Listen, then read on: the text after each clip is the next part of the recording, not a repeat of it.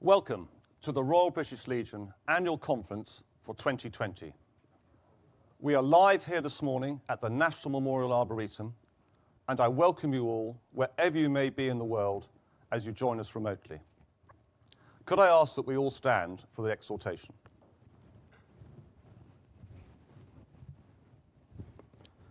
And before the exhortation, I would ask in particular we remember the following.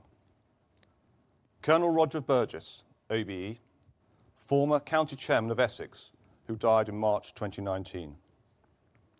Belinda Hodino, who worked as hospitality assistant at Somerset Legion House, who sadly passed away in September 2019.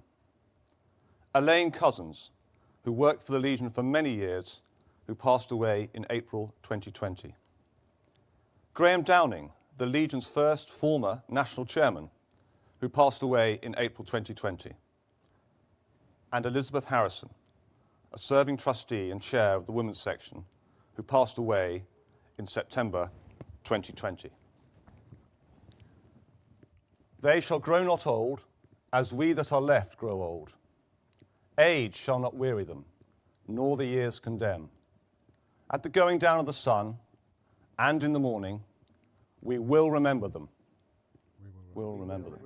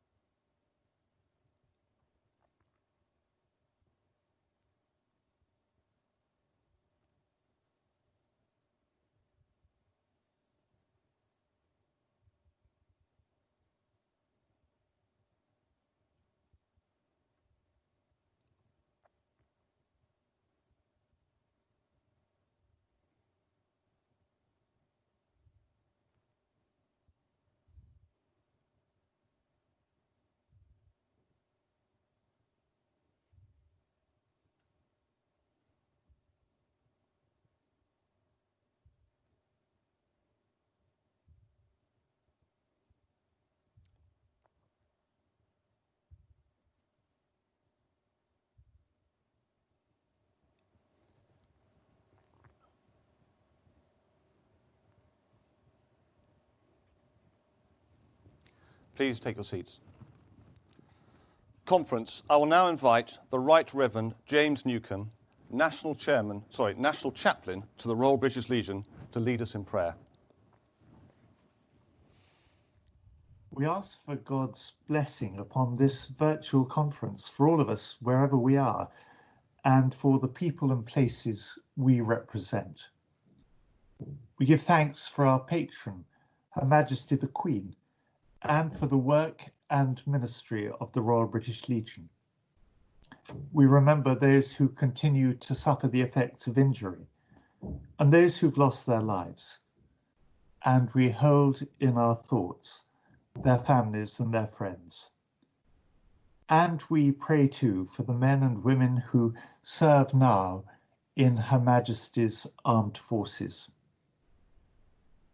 Teach us, good Lord, to serve you as you deserve, to give and not to count the cost, to fight and not to heed the wounds, to toil and not to seek for rest, to labour and not to ask for any reward, save that of knowing that we do your will, through Jesus Christ our Lord.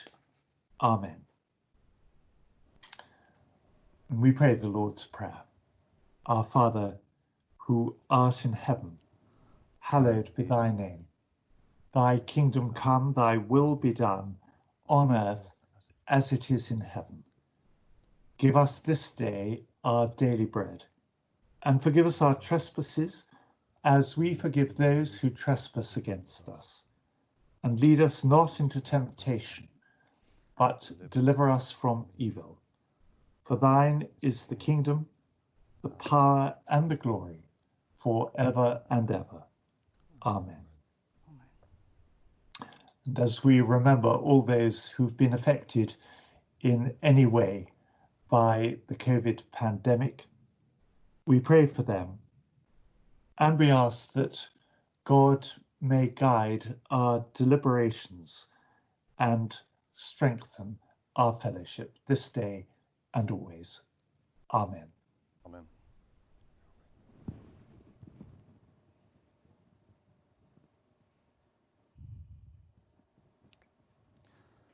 We sent the following loyal message to our patron, Her Majesty the Queen. Delegates attending the Royal British Legion annual conference virtually on Saturday the 19th of September tender to Your Majesty their loyal greetings, affection and deep gratitude for your continued support as their patron in safeguarding the welfare, interests and memory of those who are serving or have served in your armed forces and their dependents. And we received the following message from Windsor Castle.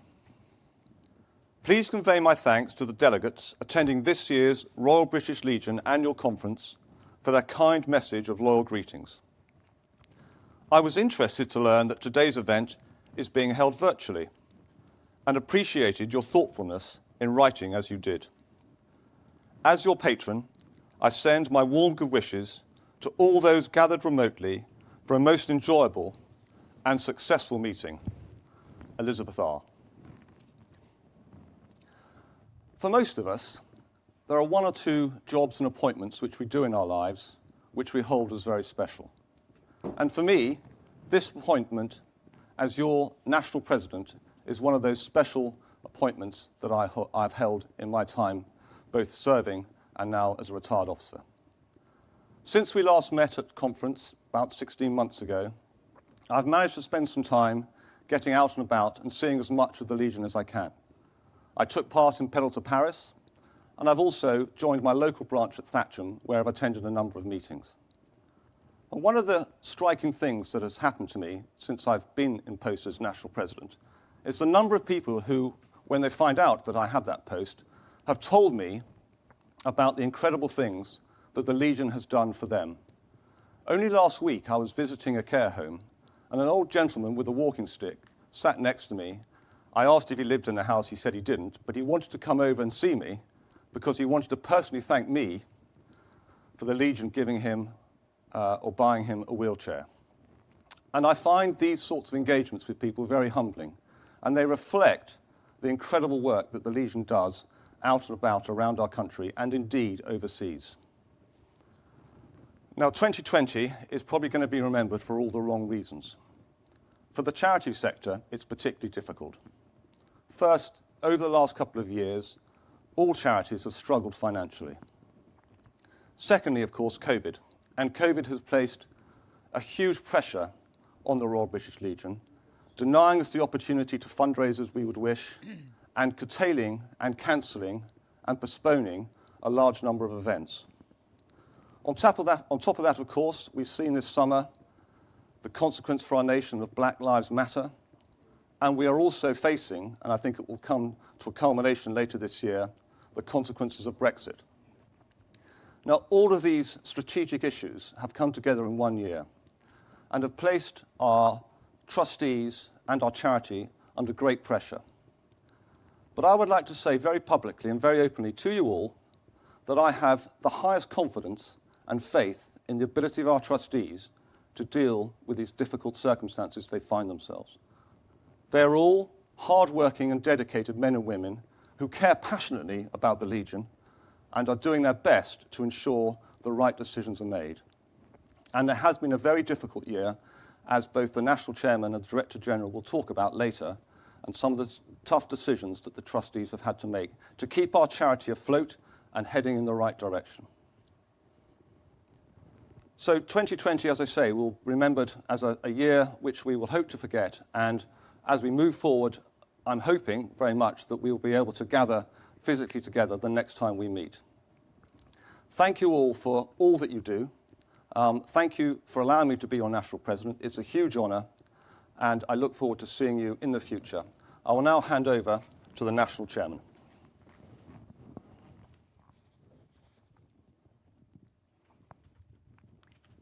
Thank you, James. I'd like to introduce the party on the platform. On my right, at the far end, we have the Membership Council Chairman, Jason Coward. Next to Jason is Joe Falzon, your Vice Chairman. Then we have Annie Reid, who is Chairman of the Conference Committee. On my left is Charles Byrne, the Director General, and then James Bashall, who you've just heard on the end, our President.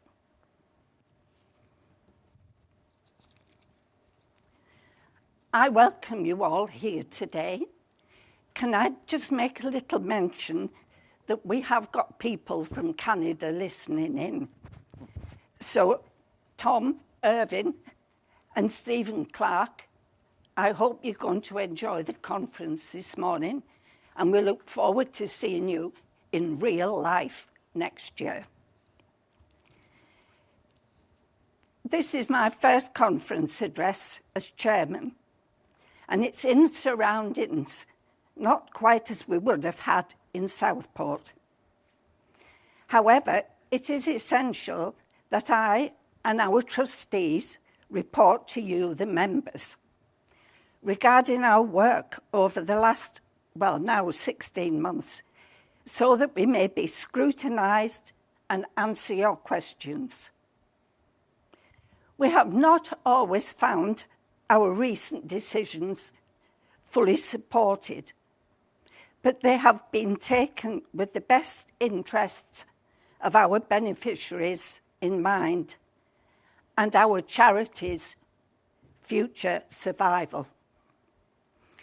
Perhaps it will be helpful to note that the Royal Air Force Association has since also closed its break centres, and Help for Heroes, as many of you know, are having problems.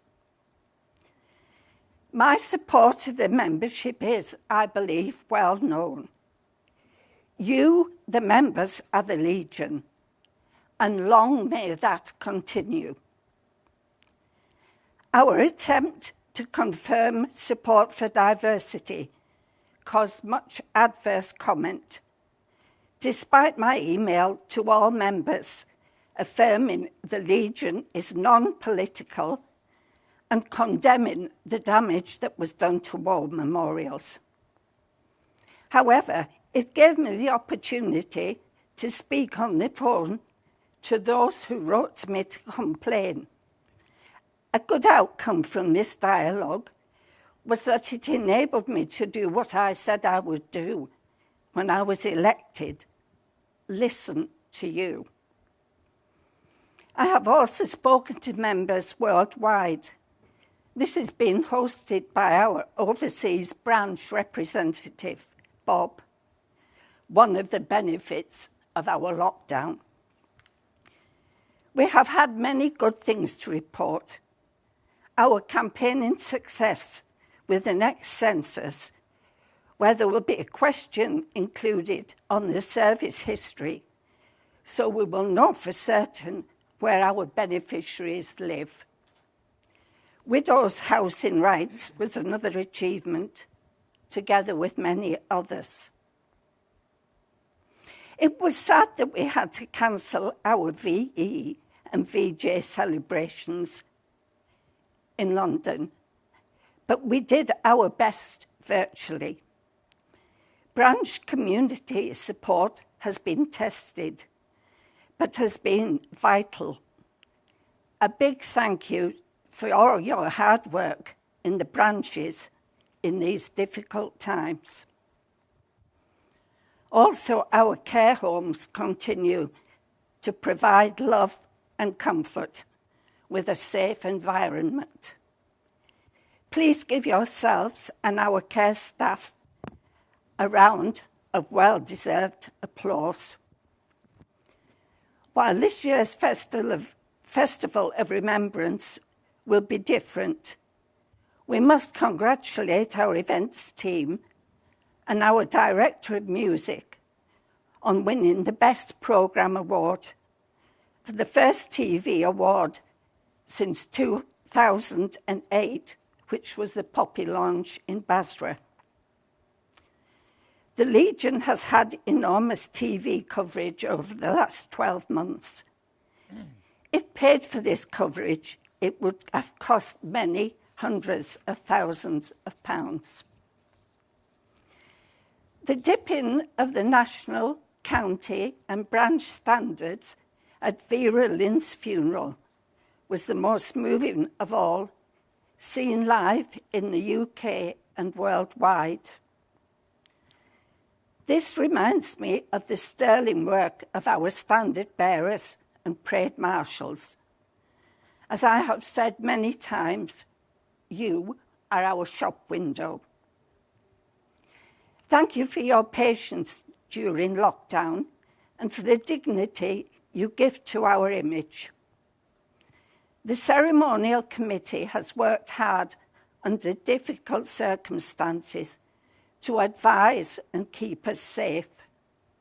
Thank you, John, and your team. Also, thank you, Annie, and the conference committee, together with the membership team, for all their hard work organising this very unique conference. And my final thanks must go to all our staff under the leadership of our DD, Charles. We are very fortunate to have so many talented people working and with so much dedication on behalf of our beneficiaries. As we look forward to our 100th anniversary, we have much to do in the future to ensure that the problem that caused our founding in 1921 is no more. We must all strive with every Legion bone in our body to find a land that is fit for heroes. If you hold the torch high and shine it into many dark places, our beneficiaries will know they're not forgotten. As I have said, we have much to do, but I have faith in you and I know you will not let me down. Thank you for listening.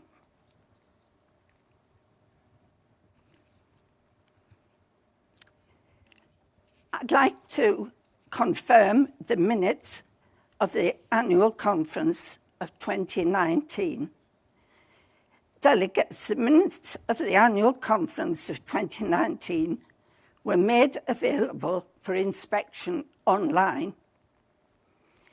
82.9% of the voting delegates were in favour of accepting the minutes.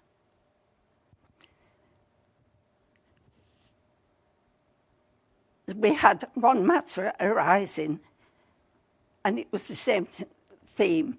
Some members wanted more detail in the minutes. So I'll be working with the conference committee and the conference programme board to ensure that more detailed minutes are available for this year. However, we encourage all members to attend conference so that they are able to participate firsthand next year. Thank you. I'd like to now introduce our Director General, Charles Byrne. Thanks, Charles.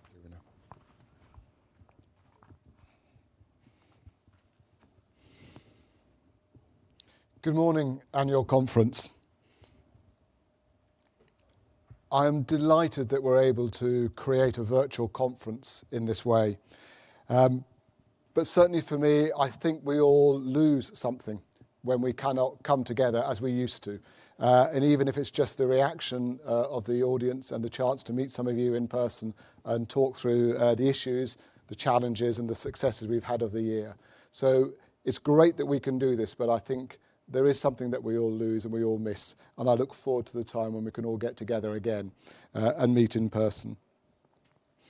We will see the results of the motions and the minutes coming up shortly. But obviously I want to consider and reflect upon the motion of no confidence from Northamptonshire. And I'll address that directly in a moment. So normally I would be starting my annual conference address with a review and a reflection on the year that we have just closed. So I want to spend a minute doing that and looking at 2019 and what happened in that year. I'm not sure which slide we're on. We need to go back a few if we can, Matt, to review of 2019. Interesting. Okay, that seems to have disappeared. Never mind. So 2019 was an exceptionally important year for the Legion. We once again raised more money than we ever had before. And at the same time, we rightly put our focus into making sure that we were as efficient and as effective as possible. And we closed one of the other London offices that we had. We moved those staff into Hague House, and that saved us about £500,000 a year. That's really, really important because we can spend that money better, more effectively on other things. We also invested significantly in our IT, in our infrastructure and the skills that drive that function. And that was very well timed because it was the strength of our IT and our networks that have allowed us to continue to operate as we've worked our way through the impacts of COVID. And most importantly of all, we spent more money on our charitable work than we ever had before, something like 12% increase on previous years. So 2019 was a really important and successful year for the Legion. And of course, we had those moments to commemorate D-Day. That was an extraordinary event to be part of, to have the opportunity to be there in person to celebrate and commemorate the service, the sacrifice of those veterans. And yet again, the Legion managed to bring together nations, leaders from around the world, people from all across our nations and countries. And we do that better than any other organisation I know. And as the national chairman has said, the work of the Legion was broadcast and seen across the world. That was a year we can rightly be very proud of. I want to talk for a moment or two about our current strategy, and I know I have spoken about some of these elements before, but it's worth going over them again. Our sector, our charity, our group of organisations are facing some fundamental and difficult challenges. What we have seen is increasing complexity in the needs of those people who are coming to us for support. It's very, very rare that anybody turns up with one single simple issue these days. So there's an increase in demand there, and yet at the same time what we have seen is an increase in our costs, and it's running everywhere. We've seen an increase in the amount of regulation that we have to work to. We answer to over 20 different regulators. The Legion is a big, complex organisation, a heavily regulated organisation. And at the same time, when I was covering these points last year, we were talking about the fact that income, as the national president has said, is really under pressure as well. Now, the Legion has done incredibly well, but pretty much everywhere we have seen income either flatline or in some cases decline very, very steeply. And of course, that was before COVID had arrived. And in amongst all of this, we know that in a time without major national conflicts, we have what is well described as a peacetime profile. So the work and the commitment of our armed forces is just less front of mind for the general public. Facing all of those fundamental strategic challenges, the Legion trustees did the difficult work, which is looking ahead and understanding how can we and how should we adapt and change what we do. Because if we ignore those changes, then we put in peril the work that we do and the support that we can give to that community that we serve. So I know that closing the break centres and the handy van service was not popular with everyone. I know that those services did good and they were much loved by the people who used them. But we are also 100% confident that we could do more good, we could make more of a difference, we could help more people by spending that money elsewhere. And that is why that difficult decision was made. And we see how we can put greater time and effort, particularly into those immediate needs grants, those areas for people where people are coming to us in absolute crisis. We can put more time and effort into our caseworking, and we can put more time and effort into our campaigning. And I'll talk more about that in a moment, because it is campaigning where we address national issues that we can sometimes make the greatest difference and generate the greatest impact for those people that we serve. So our strategy remains the same, simply to provide the best possible support that we can, to make the greatest difference that we can for those people that we serve. And we must learn some of the lessons that we've seen from COVID, where actually we were able to reach more people and do more good by changing the way that we work. We used different channels, more telephone, more video, more internet, more social media. I think we will always need some face-to-face time with our beneficiaries. There are some things that have to be done that way, but we have found we've been able to extend and do more if we can use these different channels. As many of you who run your own businesses will know, and as Gary Ryan, our Director of Marketing and Remembrance, would call it, it's channel management, and it's important because it means we can do more good and reach more people more effectively. We also have to find a way to join up the great range of services that we provide. So we've done a piece of work recently that looks at the range of people that we touch. And we estimate that we manage something like 1.5 million inquiries and calls and contacts every year coming into us. We do that through something like 70 different touch points. We have 6 different contact centres run by 5 different providers. It's a big, complex organisation. So no wonder people get lost in that. And that is not good for them, and it's not good for the service that we provide.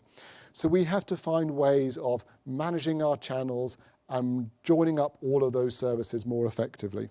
And that does not even include all the work that our membership do, all the queries that you manage and look after as well. So we need to find a way to join all of that together more effectively. So we will be coming out to you, our members, over the next couple of months, sharing some of the challenges we have, looking at which things we do that are most cost effective, looking at those things which have the greatest reach, sharing with you the challenges that we have, and looking for your thoughts and input as to actually how do we respond to this very, very challenging environment in a way that means we can actually support more people more effectively. I'm just going to look at the year that we are coming to a close from the Legion's point of view, 2020. It has been an incredibly difficult year, no doubt about it. So starting from the position we are financially, we estimate that the Legion will be down something like 13.6 million pounds down in terms of income. We estimate that we have managed our costs accordingly, and we estimate that we will be down 13 million down on our expenditure. So in face of really, really difficult conditions, the Board of Trustees and the Executive Board have managed to steer a course that means the Legion is in a sound position. Not easy at all.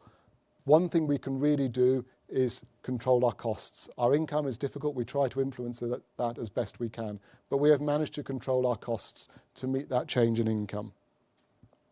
We have worked through the greatest disruption our country has seen in a generation. And overall, the Legion has responded incredibly well. Thanks partly to that work and the investment we put in the technology, thanks to the readiness of our members and staff to step forward, play their part in communities and continue to deliver the support that really is essential. We've actually maintained almost all of our services, and in some cases we've actually been able to extend them, particularly with our Admiral Nurse service. That's now a nationwide service. Our care homes have continued to deliver outstanding care. It is incredibly moving to visit their care homes and speak to the staff and the residents there. It's second to none. They are the jewel in the crown of the Legion, and I'm delighted at how well they have responded, how well they feel part of our organisation. I had marvellous messages back saying it is hard work, it is stressful and it's difficult, but when you know your work is valued, when you know your work makes a difference, then actually that makes everything worthwhile. And of course, we have seen the commemorations of VE Day and VJ Day, and I'll talk about those more in a moment. But let's not avoid the issue. We are facing an incredibly difficult, uncertain and challenging time coming up. And it is because of the effectiveness and the leadership of the Board of Trustees. It is because they have held the Executive Board to account. It is because they have looked at the trends, the future. It is because they have asked the difficult questions and made the difficult decisions. It is because they have looked at the breadth of the Legion services across the entire country, across all our nations, and they have thought not just about today, but about the beneficiaries that we want to be able to look after tomorrow. It is because of the good work of the Board of Trustees that the Legion is in a strong position. And frankly, in my view, that is an example of best in practice, best in class leadership.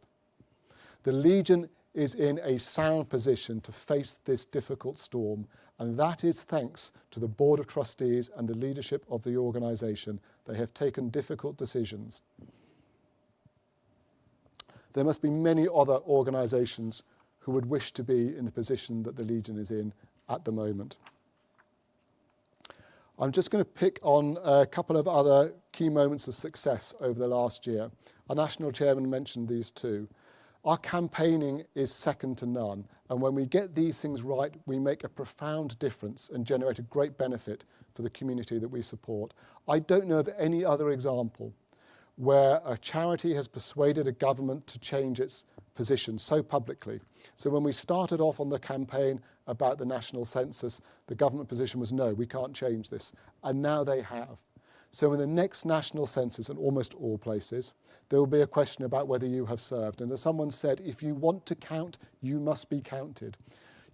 People probably don't realise the complete lack of data and information that exists about our veterans. Once someone leaves the Ministry of Defence, once they leave the services, the organisation, the country, the government lose track of who they are. So we actually do not know how many veterans we have, and we don't know where they are. When we have this data coming back from the census, national government, local government and charities will at last be able to understand where the veteran populations are, what are the services they need, how can we channel all of that spend, all of that money to provide better support. If the Legion had done nothing else last year but secure that change in that question for the national census, then the trustees frankly could have patted themselves on the back and gone home for the rest of the year, which of course they didn't do. So outstanding work on the national census. And also Stop the Service Charge, a really, really important campaign.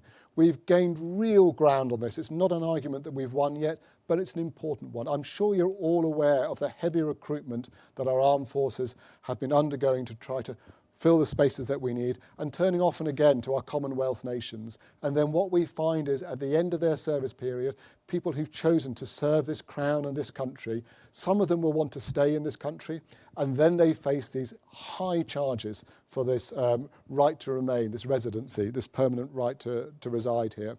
And they can't afford it necessarily.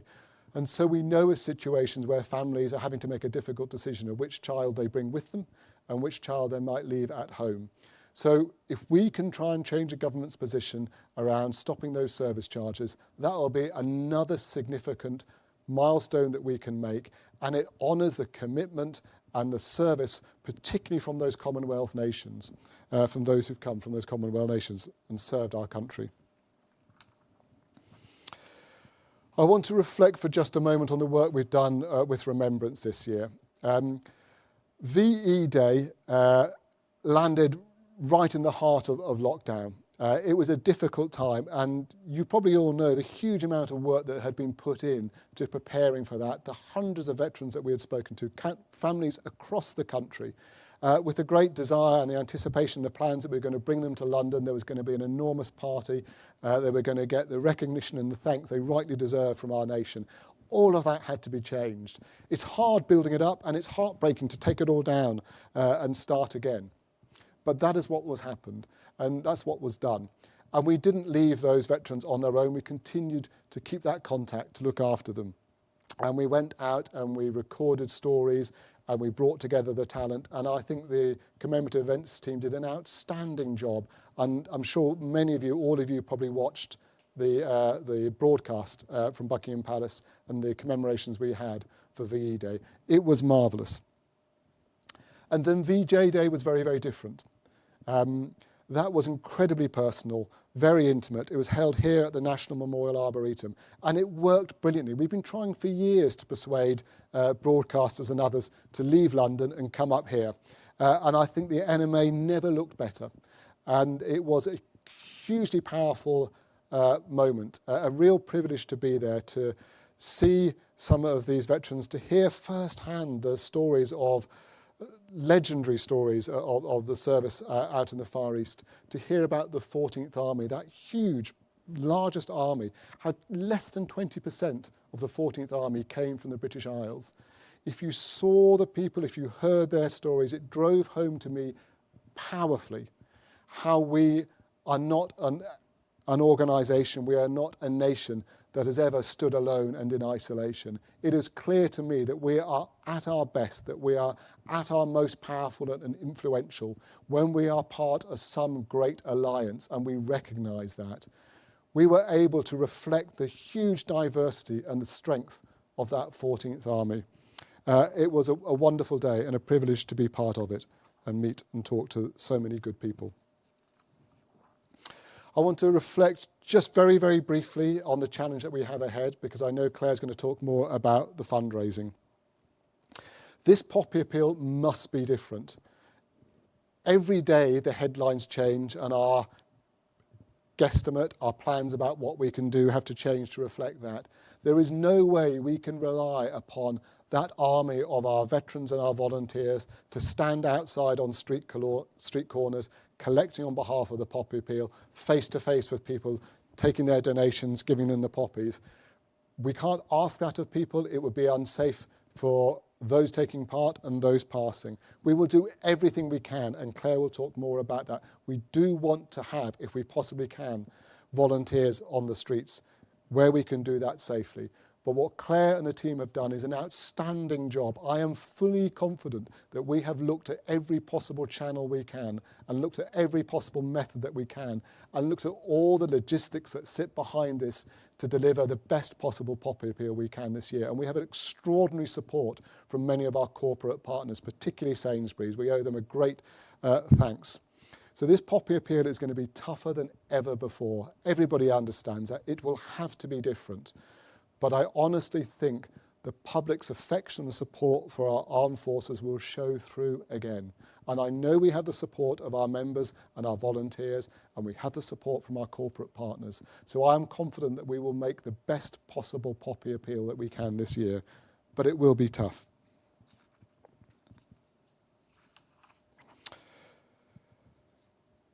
The Royal British Legion has a unique position, a unique ability to bring together our nations, our communities and individuals in support of our armed forces community. And when we do that well, we can be a powerful force for good in our country. Now more than ever, we need that ability to bring together communities and individuals. Now more than ever, we need the Legion to recognise and understand the strength that we have. That ability to bring people together, our commitment to unity, our loyalty to community, crown and nation. We need this more than ever, and our country needs it more than ever. Thank you. Thank you, Charles, for that. it's given us all food for thought, I think.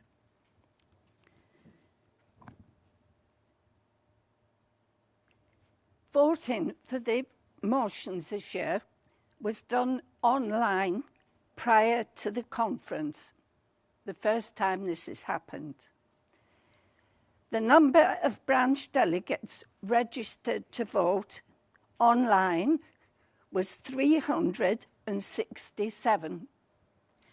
Can I just say I am very disappointed that the average was about 220 people who voted for each motion. I'm going to read out the motions because there are people that are just listening in and obviously can't read them. The first motion is from Churchfield Branch, South and West Yorkshire. This conference urgently requests that the Board of Trustees of the Royal British Legion reconsiders and rescinds the decision to close the 4 break centres and ending the handyman van service. The results were as follows.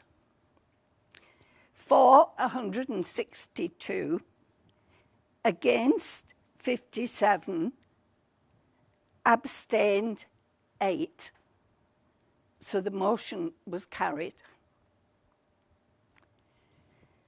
Motion 2 from Gloucester City Branch, Gloucester County.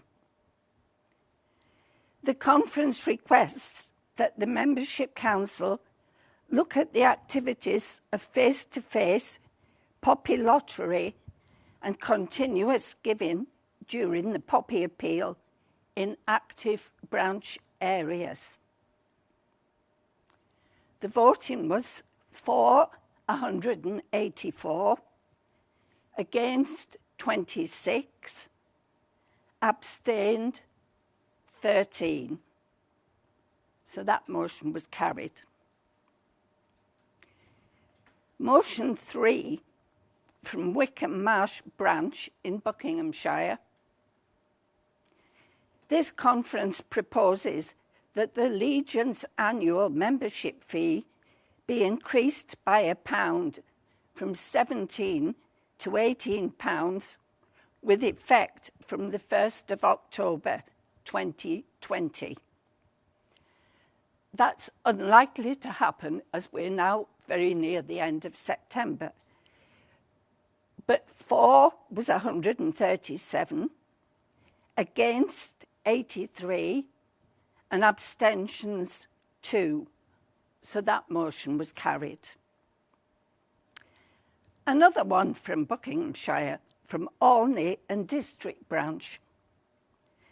The conference recommends that all retiring members of the armed forces are automatically enrolled as members of the Royal British Legion at no cost for a period of 2 years as part of their resettlement package.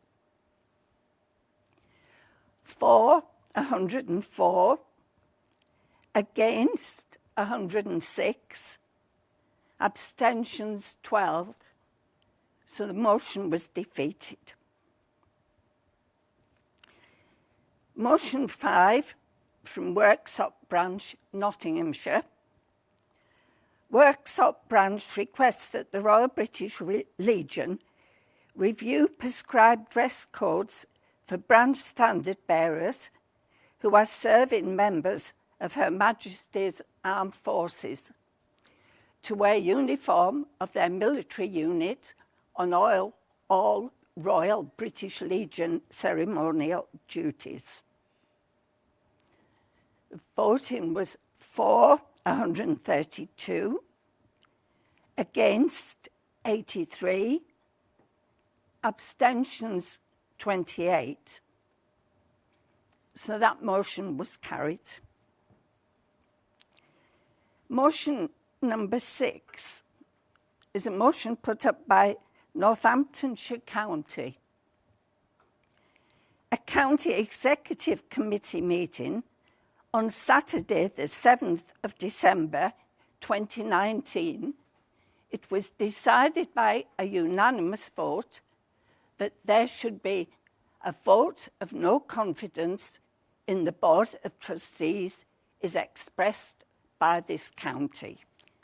I'd now like to ask Annie Reid, Chairman of the Conference Committee, to give a statement.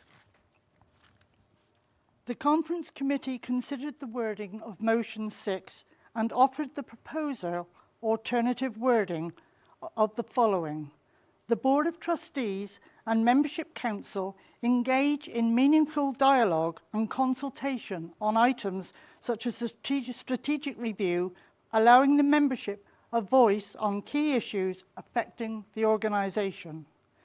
This has been rejected by the proposer, and the Conference Committee discussed rejecting the motion for being construed incorrectly, but it was decided that rejecting the motion at this stage could be misinterpreted as a lack of willingness to discuss the issue at Conference 2020. Thank you, Annie. For the motion, 110. Against the motion, 83. Abstentions, 28. The motion was carried. Motion 7 from the Greater London District. A standard can exist where a branch is not present.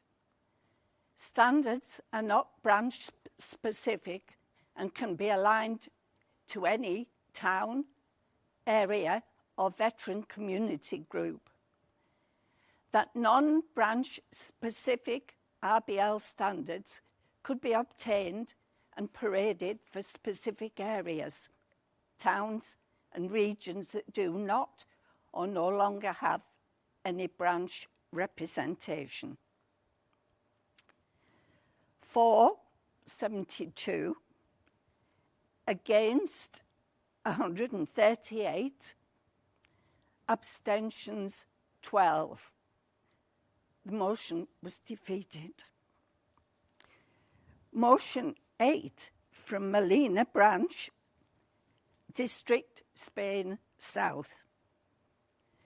This conference requests the Board of Trustees to consider a review of the policy in respect of the reimbursement for carers of officers and delegates to enable them to attend the RBL conference and training courses. 4, 108. Against, 94. Abstentions, 19. The motion was carried. Another one from our overseas branches. Rheindahlen branch in District, Germany. This conference proposes that the Board of Trustees makes representation to the Office for Veterans Affairs, requesting that veterans and their immediate dependents resident in Germany should be granted the right of internment in the MOD military cemeteries, which were established for post-war garrison use. This would include Rheindahlen and Hanover military cemeteries and would align with the existing MOD policy with current practice at Tequila Garrison Military Cemetery in Cyprus. The voting was for 178, against 30, abstentions 13. The motion was carried.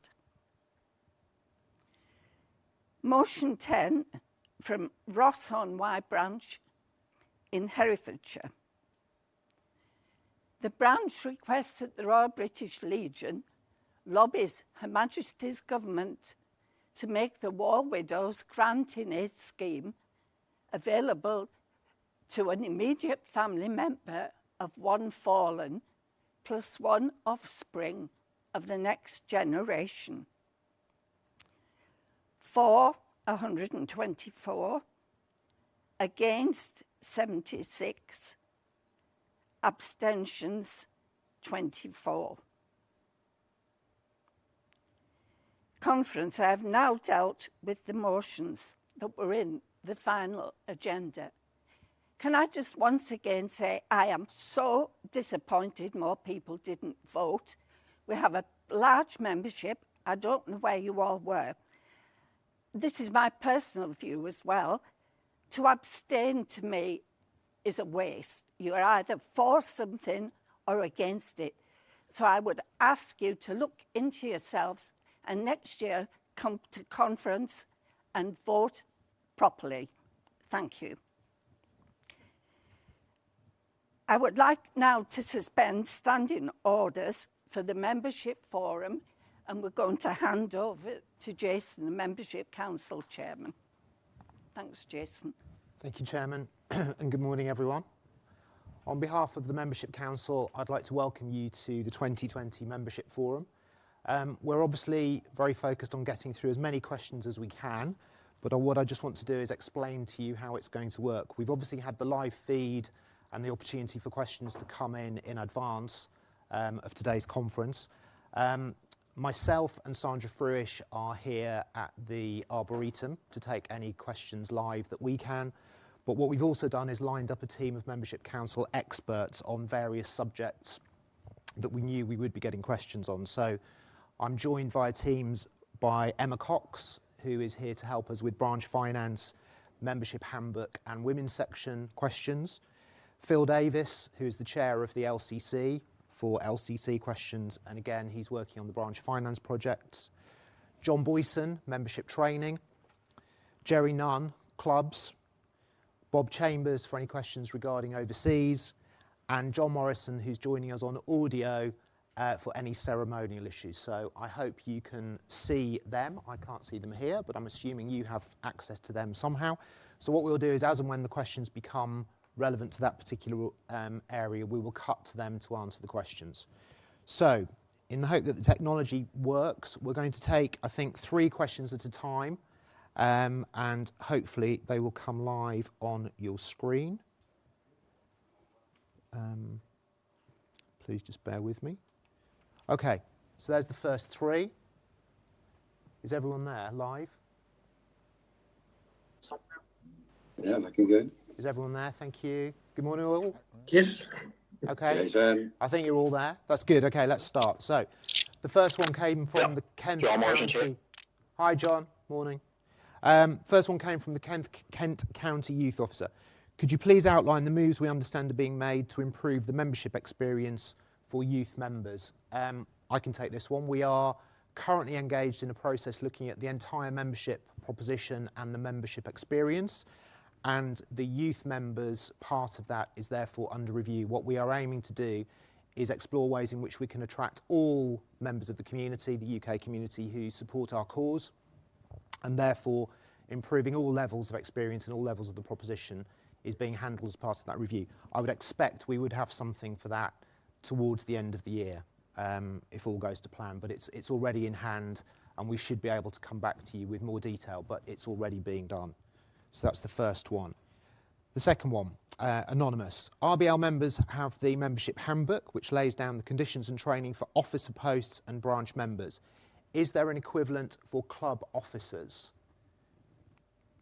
Emma, membership handbook. I think we don't specifically talk club officers, but can you take that one? Morning, conference. Thank you, Chairman. No, the membership handbook will not cover club officers specifically, as we have a separate clubs area and they have their own ways of working in clubs. So there's a separate guidance for clubs available, which our clubs officer may be able to help with. Jerry. Yeah, thank you, Emma. I think this is an area that we haven't approached before, and I most certainly take that on board. And I think there should be further discussion on this one. I know that the role of clubs and club committees is expanding and is overlapping now with a lot of the membership handbook. So I think that really should be something that we should be discussing in the future. Yeah. Thank you both. And just to add to what Jerry's saying, one of the big projects that again is going on through Membership Council at the moment is a review of clubs and groups and the support. We've obviously given practical support through the BPTCC and the Board of Trustees, but we are also looking at the future of clubs and groups on the basis that we obviously are well aware of the fact that around 50% of the membership is a member of the Legion through a club or a group. So the work that Jerry and his team are going to be doing is vital, and again, will be coming soon. It's already kind of in hand. So that's that one. Ilkeston branch, why do independent examiners not have access to LOMAS? And in conjunction with the question, who exactly does have access? Emma, can you help me with that one? Thank you, Chairman. The actual specific reason for why independent examiners don't have access to LOMAS, I don't know the answer to that one, but I can find out. My understanding of how LOMAS operates is that because it's a software program, certain officers need to have access to be able to operate it. I will need to take that away to work with the membership department and the finance department to find the answer and come back to the person who raised the question. Thank you, Emma. Thanks, Emma. And I think it's a good point there to say what we will do is there are a number of themes that are coming up throughout the question. So if we don't get them to them today, one of the things that we will undertake is to answer on the broad themes that are being raised. So we'll aim to cover all the specifics of the questions, but rather than come back to you individually, we'll look at the broad themes that you're raising with us. So there will be some written follow-up to this, and obviously Emma will take that LOMAS one as a specific as well. Another anonymous one. When is the Legion going to stop information bombardment and start communicating with branches? Well, we are communicating as much as we can and broadly to the best of our current ability. Again, what we are doing is currently looking at how that works, and one of the biggest barriers to that is understanding where we do and don't have email access. We are still being told that many members don't have email access, which, whilst hard to believe, clearly all of those of you here, I'm sure, do have email access. We're being told that at the moment that is one of the biggest barriers. So there is a project being led on behalf of the MC by Linda Atkins, the Vice Chair, and by Sandra and the team in membership to explore how that works. Also looking how we align that with all the marketing messaging from Gary Ryan, Becky Warren and the team as well. So we are absolutely aware of the fact it's not good enough. We have a particular issue we realise with getting the information out accurately and fast enough to make sure that everybody is aware of things within a sort of limited and reasonable time period. But we are working very hard to do that. And clearly the answer there is finding more and more electronic channels to be able to deliver that. So absolutely in hand, and I think on that one we should be able to report back very soon, Sandra? Yeah. Okay. Garth McGowan, can the Royal British Legion offer advice on how to set up virtual branch meetings if further restrictions come in, a method that will not require payment by the branch? Sandra? We have a number of branches already undertaking this, and they've used various methods such as Zoom and other free services, particularly like to highlight the Carlisle and Stanwick branch, who kindly invited me along to one of their branch meetings, which was very, very nice indeed.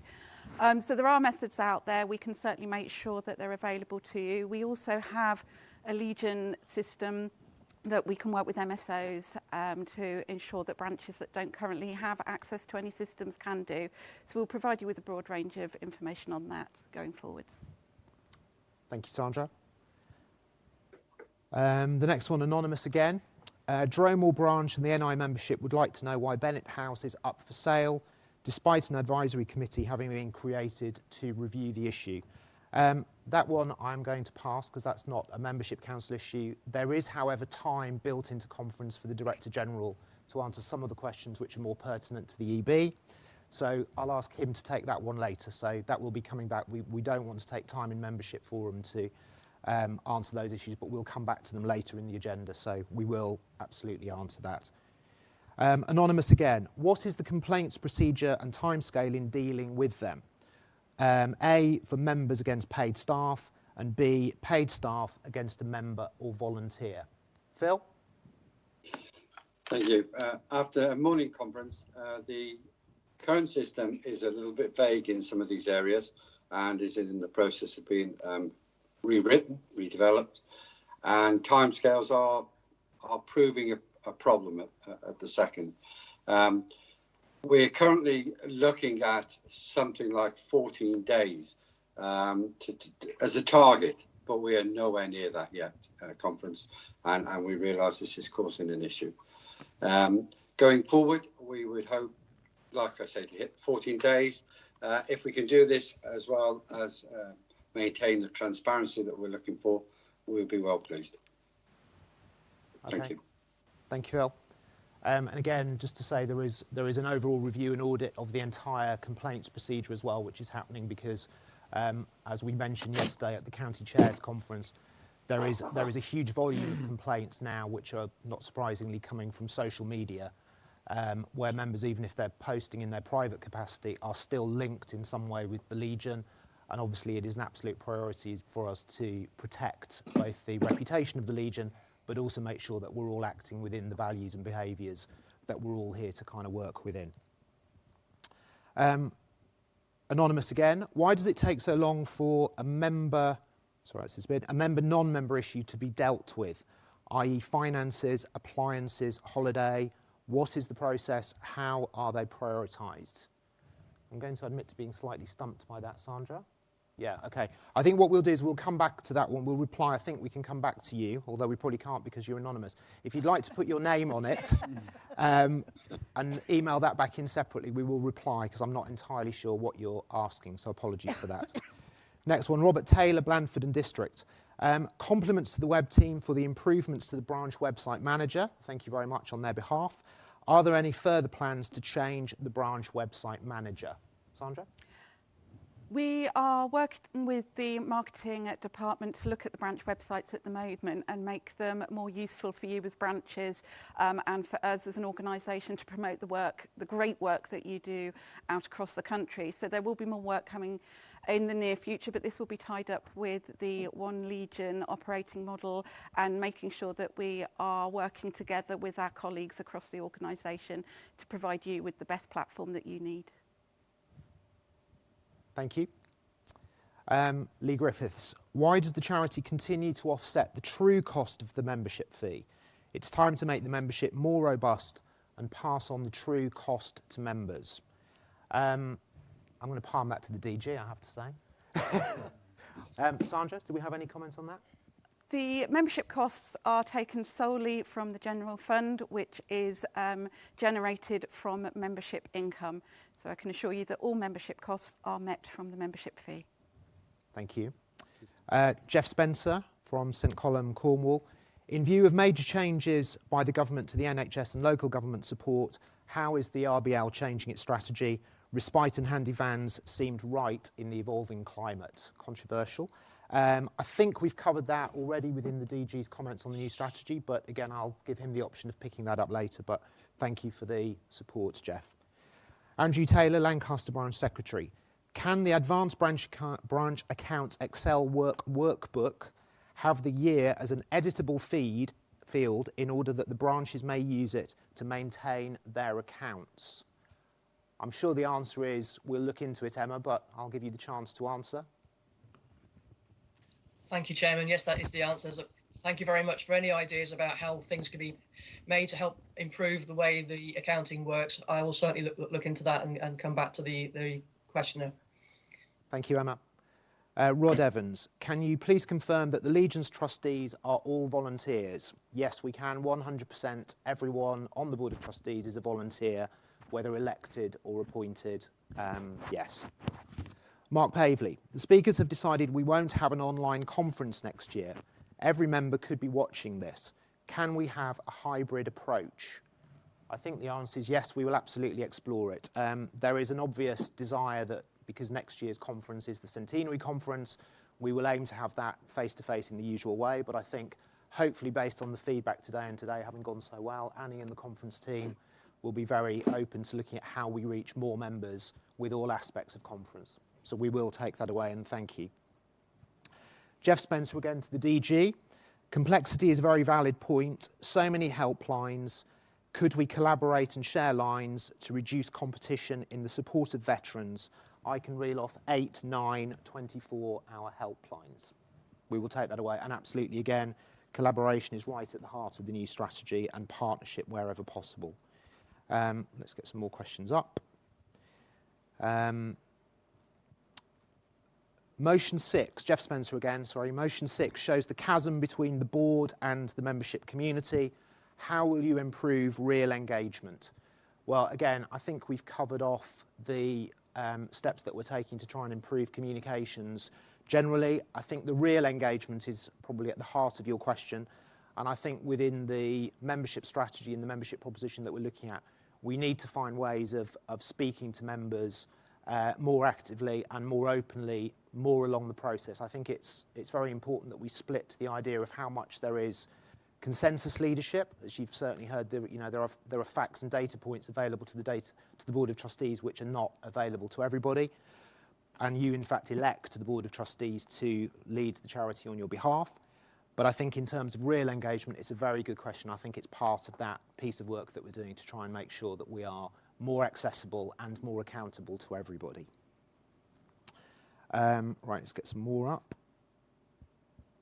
Let's take these two next. So the post of Tim Burt in Fleet, Crookham and District. The post of Director of Membership and Volunteering has now been vacant for over a year. When will a new director be appointed? So Claire is obviously looking after that post on an interim basis and supporting Sandra and the team day to day. The post is actually about to start recruitment. A headhunter is about to be appointed, and I think that will all be going live in the next 2 weeks. So there is a job description, and we are now actively recruiting. It went through Board of Trustees for approval at the last meeting, and there is now an active pursuit of a full-time Director of Membership to be appointed. Ian Campbell, Staple Hill and District. Since joining the Legion, I have been unable to see an active strategy to recruit new members and expand the Legion. Could you explain our strategy? So our strategy continues to be that we are a broad, open church, welcoming of everyone who is up for supporting the cause of the Legion and the work, the charitable objectives of the charity. We are, as I say, redefining exactly how strategy fits in with the overall new strategy, in particular in the delivery of One Legion, which is vital and crucial to everything we do, but also making sure that the membership proposition and experience is improved ongoing to make sure that more people support the cause. And again, to another question which came up actually around county chairs, also to make sure that we're addressing the fact that we have, like many membership organisations, an ageing demographic. So one of the big challenges we face within the membership proposition and membership strategy is to make sure that we attract more people who are of all ages rather than recruiting more people of an older demographic. So that is the answer to that. But again, we will be able to clarify exactly what that looks like in the coming months. We'll take this one. This is actually the same question from Lee at Golcar, a better membership offer to attract new members, bring ourselves in line with other membership organisations like the National Trust. I think we've answered that one, but again, it's coming in. Graham Applin, Ross and White. I tried to add a new member by telephone. I was told we're no longer doing this system. Is this correct? Sandra? This has come as a bit of news to me. We will look into that. I'll ask my Membership Services Manager, Sophie Lindsay, to make contact with our Membership Services team to find out what's happened there. That should not have been the case. Okay, thank you. Kevin Jeffrey of Devon, regarding the motion 6 result, what now happens with trustees? In line with all motions, the motion results now go to the Board of Trustees meeting. That Board of Trustees meeting is this Thursday, and my understanding is all of those motions will be discussed. So in terms of what happens, in line with all motions, it will be discussed at the next BOT meeting, and a response will be written and issued from there. Sticks. How can the Legion ensure a branch or member strictly adheres to the RBL guidelines for using social media? I should stop talking for a minute. Phil, would you like to talk about the complaints procedure in social media? Yes, it's proved a real challenge over the last two years or so, and we're really reliant at this stage on people reporting misdemeanours as they see them. Because of the variance on access to sites, it's not that easy to just close the site down or close the post off. It's proving very difficult. So we are at this moment reliant on members who aren't happy, taking a photo post, if you like, sending it in and making a complaint. It's as simple as that, really. And as long as we've got the evidence, we will pursue it. Thank you. Next one. Can we look at online training for committee members? I think we've missed an ideal opportunity during the pandemic to increase our training offer virtually. John? Good morning, conference. Absolutely. And as part of the ongoing training review, where a huge amount of work's been going on, that's one aspect that we are looking into. The training review, firstly, we've looked at what we do well, our organisation that's in place, how to continue all of that, but as importantly, develop our IT offer. So all that is coming, and we are looking at the rollout of phase 1 in April of next year. Thank you, John. Can we have assurance that branches receive proper notification about branch disbursements to ensure that branches are able to keep their finances up to date? That's Jim Organ at the St James's branch. Emma? Disbursements? Thank you, Chairman. Good morning, Jim. I hope I'm interpreting your question right to mean the monies that you're proposing, the branch proposes to transfer to other parts of the Legion welfare. I'm not certain of the question. Just for information, we are blind to these questions, so we're hearing from them from the first time from the Membership Council Chairman. And I think I would, if I can, I'm not dodging this question at all. I don't quite understand what the question is about branch disbursements. Yep. No, I think that's fair. If I'm understanding it correctly, and we'll clarify with Jim exactly what it means, but I suspect it's to do with the levels of expenses that can be claimed against the annual budget. Oh, Sandra can answer, sorry. No, sorry. Is it a silent answer? Desperately waving behind the lectern. The branch disbursements are the money that comes back from the branch fees to the branches that claim admin fees. Right. We are working on that. We know that there have been issues in the past. It is a complicated system. We're working with Finance on how to improve that. So please let me take that away. I'll get some more detailed information for you from Sophie Lindsay again, and we'll have a full response to let you know where we're at with that process. Great, thank you. Emma's off the hook, which is good as well. Jack Kemp, the Alicante chairman. You've stated that communication is key. One of a branch key appointments is the PAO, but he or she is not permitted to have an Office 365 account. Sandra? At the moment, we have Office 365 is purely a membership platform. Each branch can have a number of licenses on that as long as they're active. There are some rules around it, which I can't remember off the top of my head, but I will speak to the membership administration team and explore the possibility of getting one PAO licence for each branch that requires it. Okay, thank you. Alan Humphreys, Droitwich. If a member's complaint is made, does the same procedure apply irrespective of the pandemic? Phil? Morning again, conference. Obviously, the pandemic is causing issues. There's no way of avoiding that, but the same principles will apply. We will take in the complaint, acknowledge it, look at it. I will circulate by email around the LCC, and we're holding Teams meetings as you would expect, and we will try and pursue it in line with normal procedures as near as we can. Great, thank you.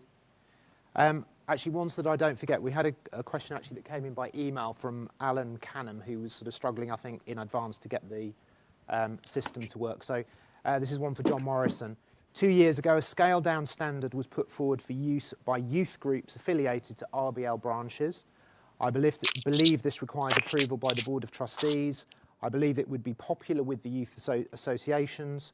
We're always trying to encourage younger members. The standard can only be a useful tool to attract them to attend our parades. Has or will this youth standard ever be discussed and approved? And if not, why not? John? Chairman, thank you. Conference, good morning. Yes, this subject was discussed at length at several ceremonial working groups and membership council meetings, and the proposal was rejected, and the rejection was publicised both in the minutes of the CWG and membership council. And without going into the absolute detail of it, in essence, far too many restrictions and not enough knowledge of who would control it, who would agree when it would be paraded, insurance, conditions of use. No consideration we considered at the time was given to who would take responsibility, the youth group, the church, the school, etc. Bottom line, far too problematic. There is an opportunity for youth to be involved in branches, all levels. We do have an internal RBL, National Youth Standard Bearers competition, and the winner of that gets to carry the national standard of the RBL. Counties, of course, have got county standards, county youth standards, and there's an opportunity for youth involvement through counties and districts to be involved at that level as well. So, no, the proposal was not accepted, was rejected, and as I say, the reasons for it were publicised. Okay, thank you very much, John. Derek Summerfield, if the Legion wants everyone online, we should be able to claim some cost towards the online rental. Sandra, expenses policy, is that in your brief? We can look into this and take this to the Membership Council for further discussion. Costs for a branch and county administration should come from branch and county funds. And the connection, broadband connection, wouldn't ordinarily fall under that. But with your permission, Jason, I think this is an item for discussion at the Membership Council. Of course, no worries. Thank you very much. Blair Southerden of Sutton Scotney branch. I've lost that there. I have never properly understood the Legion strapline live on. How about changing this to thank you for your service? We'll take that away. Live on actually is one of the most recognised, most understood of all charity lines. But we will, of course, pass the comment on. But I have to say, research does not back up your view, Blair, so we will take it away, however. Anonymous, should a former treasurer of a branch still be entitled to do the accounts even though they've left and joined another branch? Emma? Thank you, Chairman. I'm sorry I missed who gave that question. It's anonymous. Oh, sorry, anonymous. Okay. The short answer is no. The account should be done by the branch treasurer. And absent if there's a reason why the branch treasurer is not able to do the accounts for whatever reason, then others in the branch officer and committee for that branch can cover the accounts on that person's behalf, and they should certainly be. It's a branch. The accounts are proper to the branch. It should be the branch committee that are the ones that look at those accounts, not someone else that's not even a member of that branch. That's completely not being compliant as far as that branch is concerned. So my short answer is no, they should not be doing that. Just to expand that a bit, in case there's a bit more to this question than in the words, because I know you might be short on what you can write in the box when you're asked to write a question. In case the question was about, can that person be an independent examiner for the other person's accounts, then yes, if that person is an IE, they can be the independent examiner for someone else's accounts, but they can't actually do the branch accounts themselves. I hope that helped answer the question. Great, thank you. Mark Pavley, new logos were shown to county chairman earlier in the year. What is happening? Are they changing, and if so, which ones, when, and what are the new ones? The whole issue of branding was put on hold by the Board of Trustees, principally due to what obviously may potentially be a downturn in our finances around the pandemic. The decision is coming back to board this week again on Thursday, in Thursday's agenda. So there is no update on that right now, but there is, for anyone not aware, there is a plan to look at the branding, but that decision has to be taken by the Board of Trustees because of the investment involved. So it's to be discussed again, and obviously impossible to predict what the outcome will be till the meeting has happened. Graham Applin of Ross-on-Wye. Should all branch officers be made to have the correct branch management training when appointed to any branch? John? This was discussed at Membership Council last year, and a paper was submitted and passed. So that has been put on hold because of COVID. What I anticipate is later this year and next year that subject to be re-brought up and rediscussed at Membership Council. But ultimately, it's very clear to most that our branch officers need to be efficient and effective in what they do so that they can achieve the Legion's mission in their branches and counties. Part of that is being trained correctly. So expect an answer in due course when we revisit that membership paper. Okay, thank you, John. There's another one for you, actually, from Ian Campbell, I think in response to your answer before. If I may say so, April 2021 is too late. We should have been on top of online training midway through the year. And as I say, we have missed an opportunity. I don't know if you want to. I mean, it's a comment rather than a question, but. Yeah, just to reiterate, clearly COVID was a broadside for us all. And the review and the project team were on course to deliver as of the mid this year. Unfortunately, everyone's attention was given to COVID, and rightly so, putting in very necessary safety measures. The project team have now re-engaged along with the two working groups. We're doing that virtually very, very effectively, and so it's unfortunate, but that's what that's the hand we were dealt.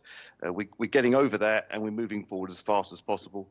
But clearly, there's a huge amount of review and refreshing and of all these courses, not only the ones we've got, but also the new ones. So I'm very keen to push this forward, but it's a realistic timeline.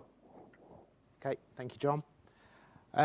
Andy Clark, engaging with members using the internet and virtual systems, I assume means is fine, but our ageing membership, it's difficult, especially as members have different operating platforms. Sandra? With operating platforms rather than the ageing membership, I think. With all of the engagement work that we're doing, we will be focusing on the needs of the wider membership. We know that one answer does not suit all, and so therefore that we'll be considering ways that we can engage online with those that can, how we can engage with those that aren't online. Again, as Jason mentioned earlier, the use of email to contact members directly, and this is a plea from me. If you have an email, please can you contact the membership services team and make sure your email is up to date, and then we can send you great information on what's going on with the organisation now. And you can also sign up for the monthly e-newsletter that's produced by the department, which also gives you lots of information of what's happening around the organisation and in branches across the country. It's a great source of information and also ideas for other branches. So as I said, we will be looking at methods of engaging with all members across all mediums. Thank you very much.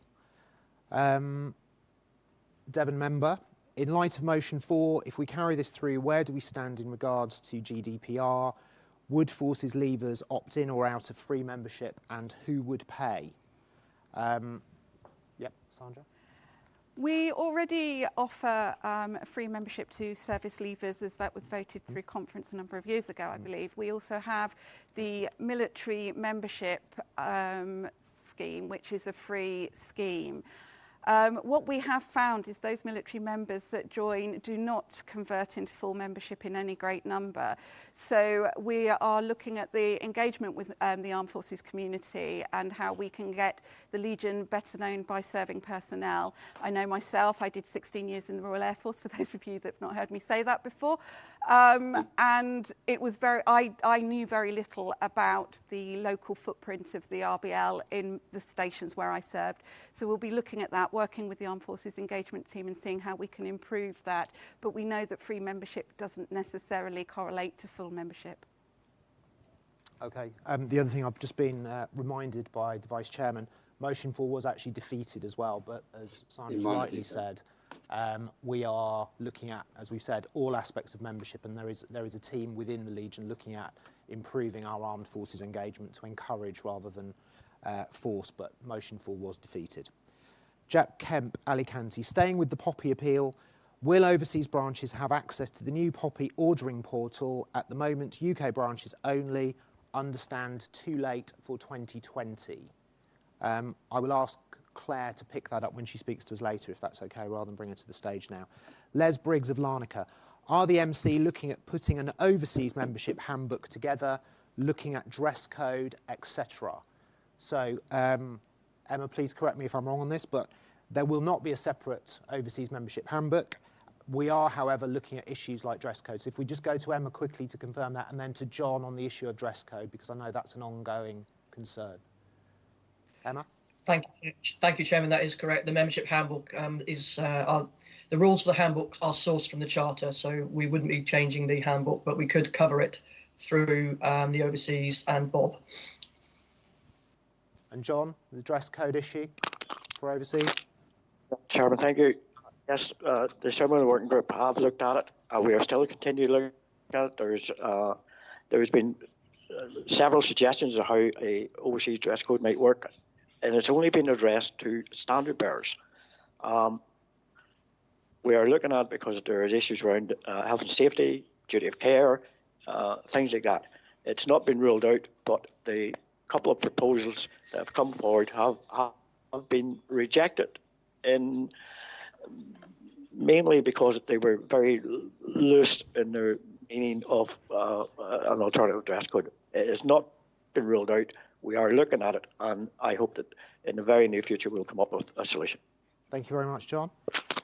Anonymous, can One Legion really be achieved when CFMs refuse to communicate with membership because they believe that fundraising is nothing to do with membership? Claire, I'll leave that with you. Alan Humphreys, Droitwich Spa Branch Chair. Slightly off point, is there a medium to feedback on the National Chairman's disappointment regarding voting as expressed earlier? There was another couple of comments on that disappointment, Una, and obviously everyone has access to Una's email and other emails for anyone within the Legion. So obviously if you wish to feedback, we're not planning to take it as part of this forum, but you are of course welcome to comment or support or comment.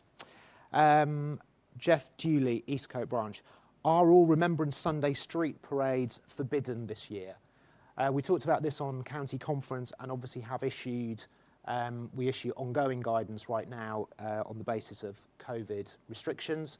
Our advice is that they should not take place, and that is because obviously that follows both the government's advice, but also it's now following the Legion's advice in terms of our own health and safety policy.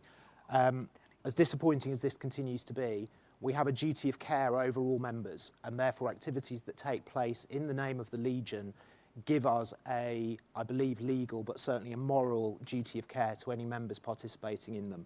So we continue to advise that the government guidance is what we should all follow, both as citizens but also as members of the Legion. So I'm sorry to say, yes, officially the advice is they should not be happening. That doesn't mean you should be doing them unofficially, but you should not be doing them in the name of the Legion. Standard bearers continue to be advised, in effect, to stay at home, which again is also unfortunate. But as soon as we can release that based on what we believe to be safe and reasonable government advice, we will of course do it. And Sandra, the Legion Health and Safety team, myself and the Membership Council are genuinely in consultation on this pretty much every day, making sure that we're reflecting the latest advice because we understand the frustration. And I would again just take this opportunity to thank you for your patience. We understand the disappointment it creates, but it is absolutely the right thing to do. So thank you for your continued patience and understanding. Anonymous again, busy Anonymous. You said you have a meeting this Thursday. Can these meetings be screened live so we can all see the answers, especially regarding motion 6? So they cannot be screened live because the Board of Trustees meetings happen confidentially. We do, however, issue the minutes to the meetings, and I think that's probably the answer. Yeah, we'll confirm why they can't be screened live, but one of the key reasons is that there's a huge amount of confidential data that goes into that, which is not saying that we're trying to keep it secret from members, but it's about being able to talk in that closed forum and make sure that all the data is there for trustees to make their views and take the right decisions. Kevin Jeffrey of Devon. County AGMs will be virtual like today. The corporate message, consideration for the DG or guest speaker to be providing a pre-recorded presentation for county conferences. That seems like a good suggestion. Sandra? Absolutely, we can provide a pre-recorded reading of the corporate announcement, but there's also the possibility that we could arrange for the guest speakers that you would normally have to live stream in, as we are doing today, through Teams or another platform as well. Thank you very much. Lee, can a treasurer be a member and a branch treasurer of multiple branches? Emma? Did you get that? It was a little bit...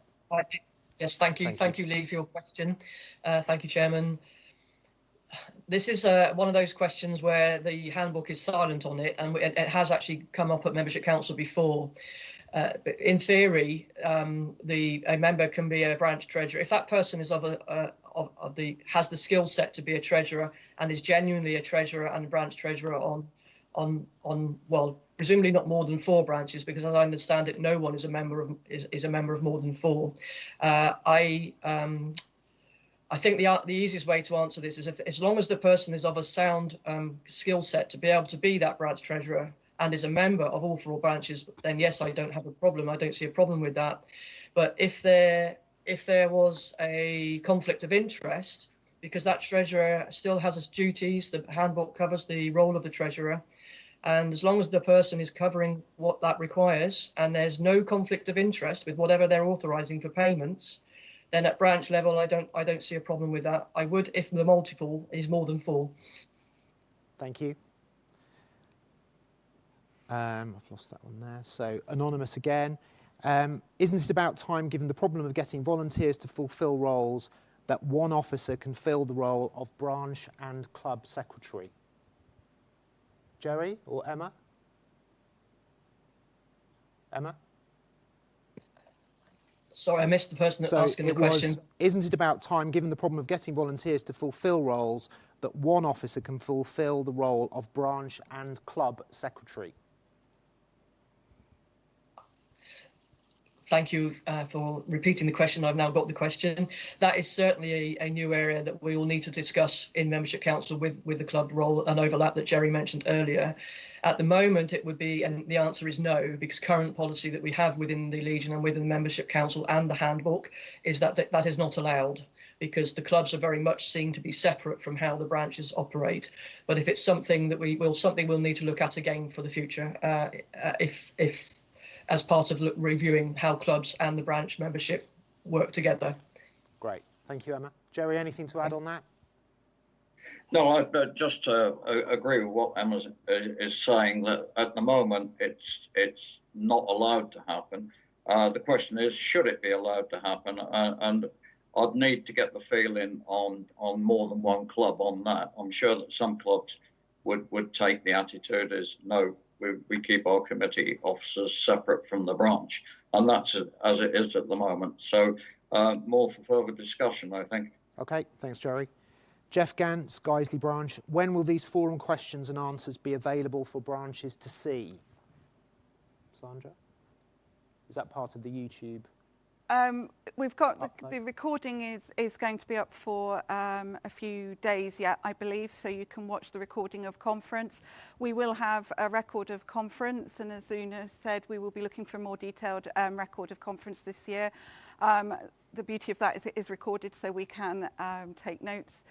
So there will be a record of this, and I'm hoping to get a full copy of the transcript from the site before the end of the week. Great, thank you. Mark Pavley, as a branch chairman, I've never been sent minutes from either the CWG or the Membership Council meetings. How are they distributed? I'm an active O365 user for the past few years. Sandra? I am afraid I am going to have to declare ignorance on this one. We will look at what's available on Office 365. I had presumed that they were on Office 365, and this can be rectified very, very quickly. Yeah. Absolutely. Graham Applin, Ross on Y. I think this is probably for you, John, but may cross over into finance. As the Legion is short of IEs, why add training in Q4 instead of Q1? They'd be trained ready for year-end accounts in June. It's saying 2019, but I'm assuming it relates to 2020. Training of IEs? Yeah, it certainly caused lots of really good question, by the way. It certainly caused lots of discussion in the past, and we have at Membership Council. there is clearly we haven't got as many IEs as we would like, especially to cover the Legion financial year. It's something we're certainly looking at, and it's our priority course as we go forward that will be rolled out as part of the IT delivery. Emma may have something else to add. Thank you, John. No, only I completely agree. It's a very good question. We need to be doing whatever we can to help get more IEs. We all agree. So thank you for the question. Great. Thank you very much, both. Anonymous, can you clarify the RBL's position for branches planning a remembrance event this year, e.g. wreath-laying ceremony for a group of no more than 6? We actually were talking about this yesterday on county chairs. We don't yet have a full updated policy around the groups of 6 advice that the government is now giving. So we will undertake to get that out this week as soon as we can sort of take appropriate advice and reach an opinion on it, which obviously could make a very big difference in terms of a lot of these local events and commemorations, which would obviously be a good thing and very welcome. Carol, the voting numbers this year are pathetic. Members want control of the Legion but are not prepared to participate. What action can be taken to remedy this? The obvious answer is, Carol, more people need to vote, as the National Chairman has requested.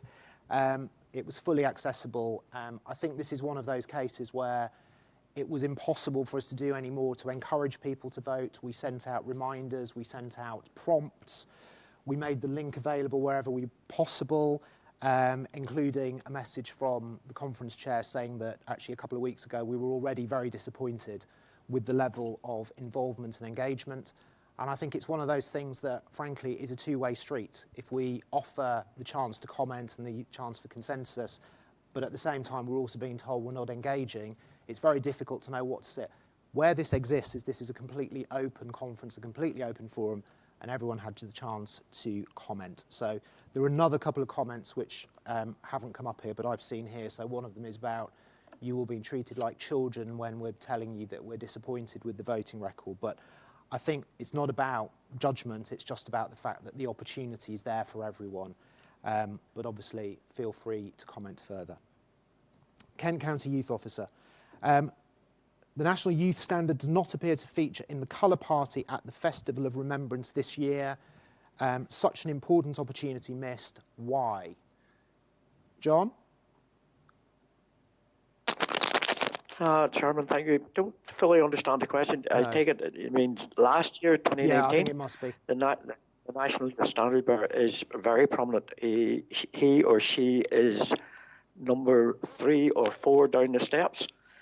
That certainly the National Youth Standard Bearer is present at the Festival of Remembrance in Albert Hall. Okay, thank you very much.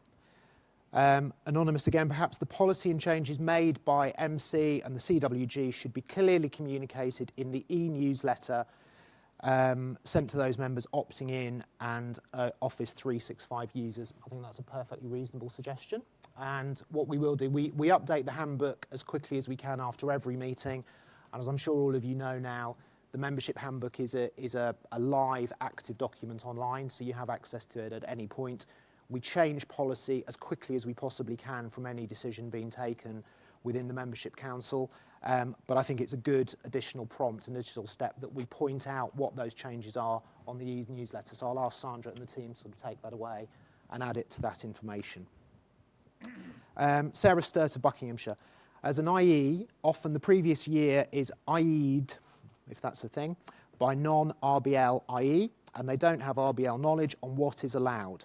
Could it be mandatory for branch accounts to always be IE'd by an RBL IE? Think, Emma?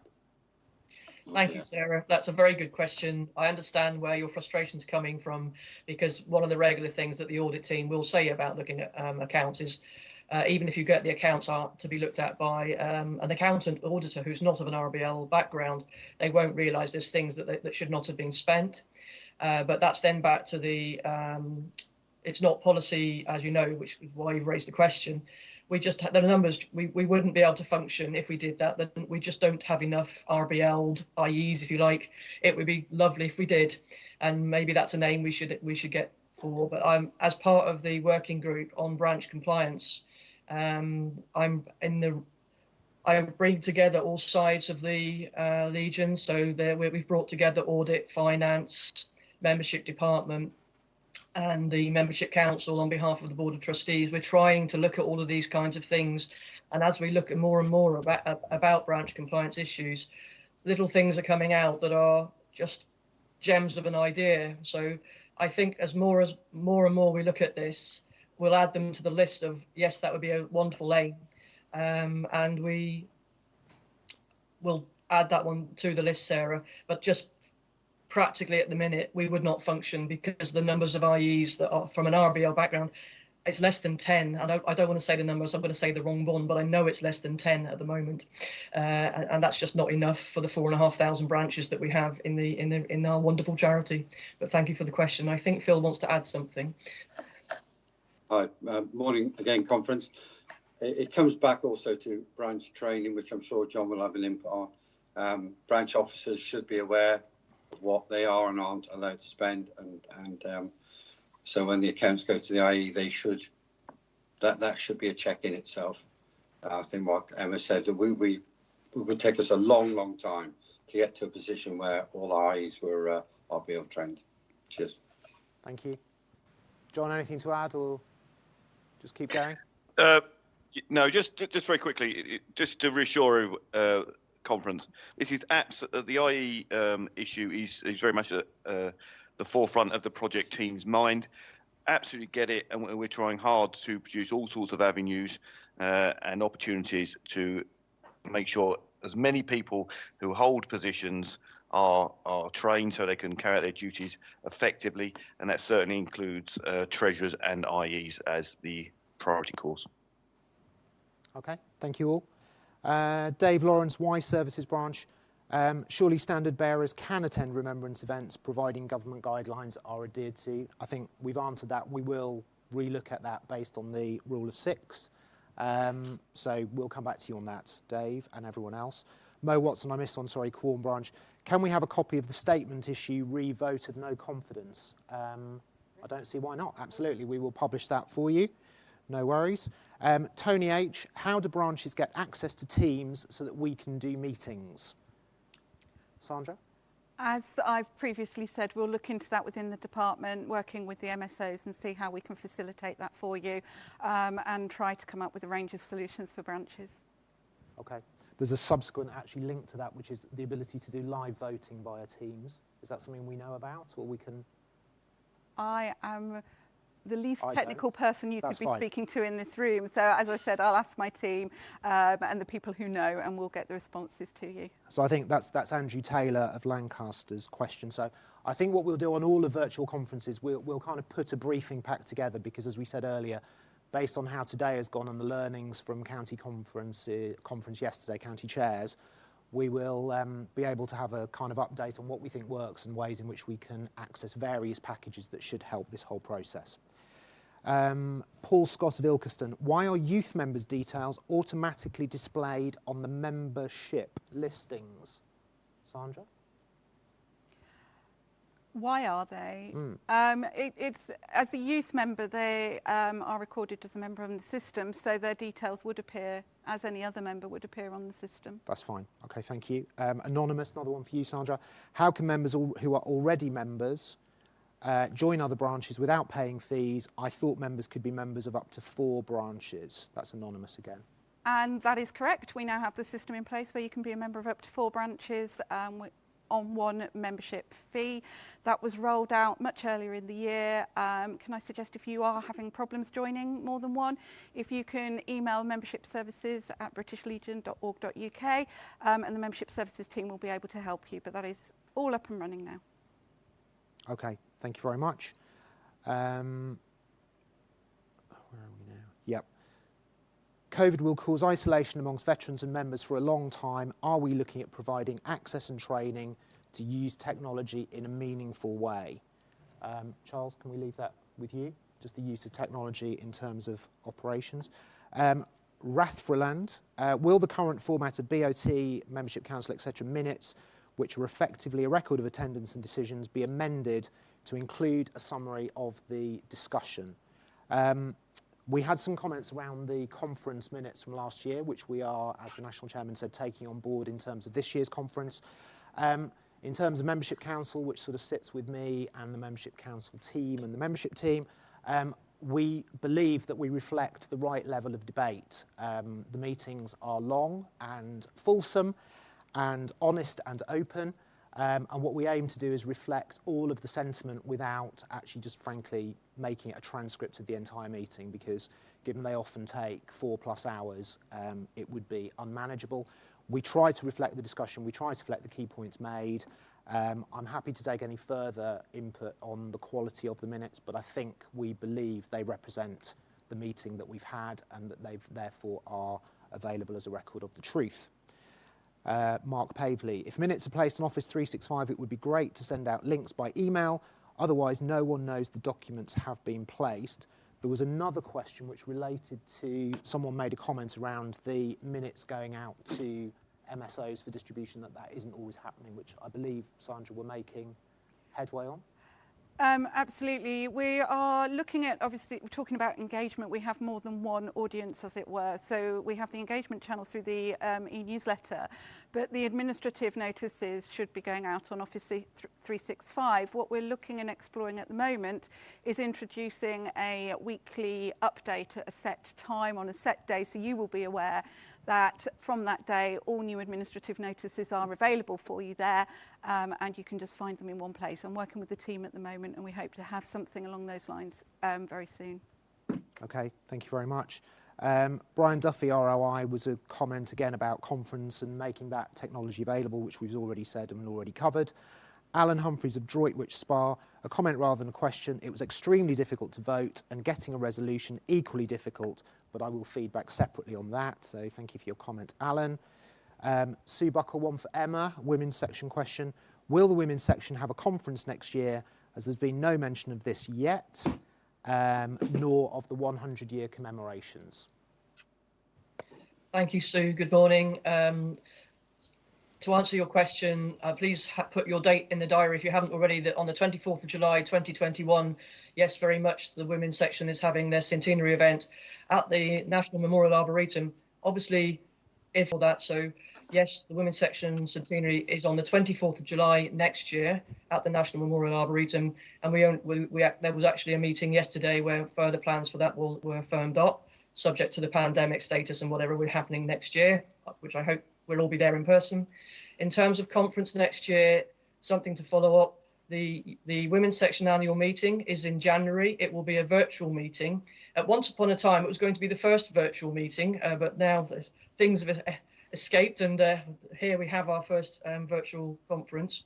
So yes, the Women's Section annual meeting is next January. I think it's the 28th of January, but I'll get back to you, Sue, so in case I have the wrong date, but I think it's the 28th of January.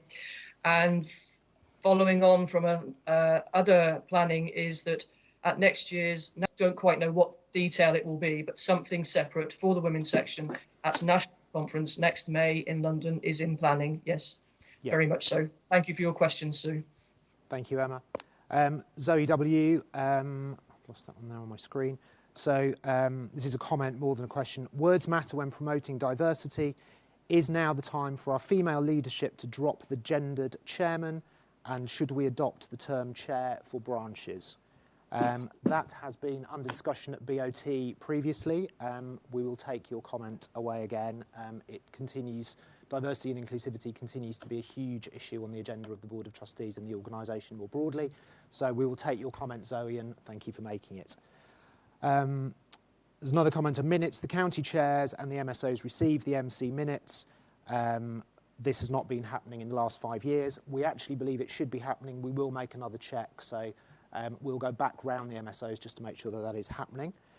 Graham Applin, a fantastic BCS module training package completed during lockdown.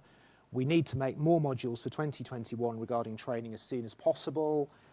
His question is when, but I think, John, you've already answered it, which is we're working fast to release as much as we can, so I won't go back to you on that one. John Walker, when will the ceremonial handbook version 1.5 be corrected? It has many mistakes at the rear. I reported this last February. John? That's from Knutsford. Are you aware of those comments and complaints? No, I'm not aware, Chairman, of any comment from anybody. Any notices we get from members on mistakes in the serving handbook we do address. Myself and Desi can look at it. I'm not aware of that one. If the member could send that to me again, we'll certainly look at it. Of course, thank you. Phil, do you want to come in on that, or no? No, I'm not aware. No, that's fine. Okay, so yeah, John, John Walker, it was your question. If you wouldn't mind just telling us what it was, we appear to have not seen it. So, Garth McGowan, for future conference, could delegates please be given the opportunity to comment on motions in a similar manner to this year? It was a brilliant idea. We will take that away. We like a brilliant idea. Anonymous again, branches are compliant when accounts are in and IE'd on time and the numbers add up but are still compliant if some of the transactions raise concerns. Why is that, Emma? I'm very glad that we're getting lots of questions about branch compliance, because it's the subject of the year end. So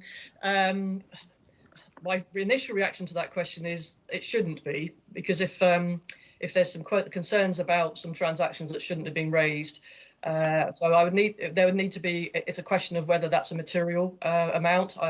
It would be looked at in terms of the values. I'm now conjecturing as to why that is. If there's a specific query or branch that you're thinking of, Anonymous, and you wish to email me separately about this, I will more than happily look into it.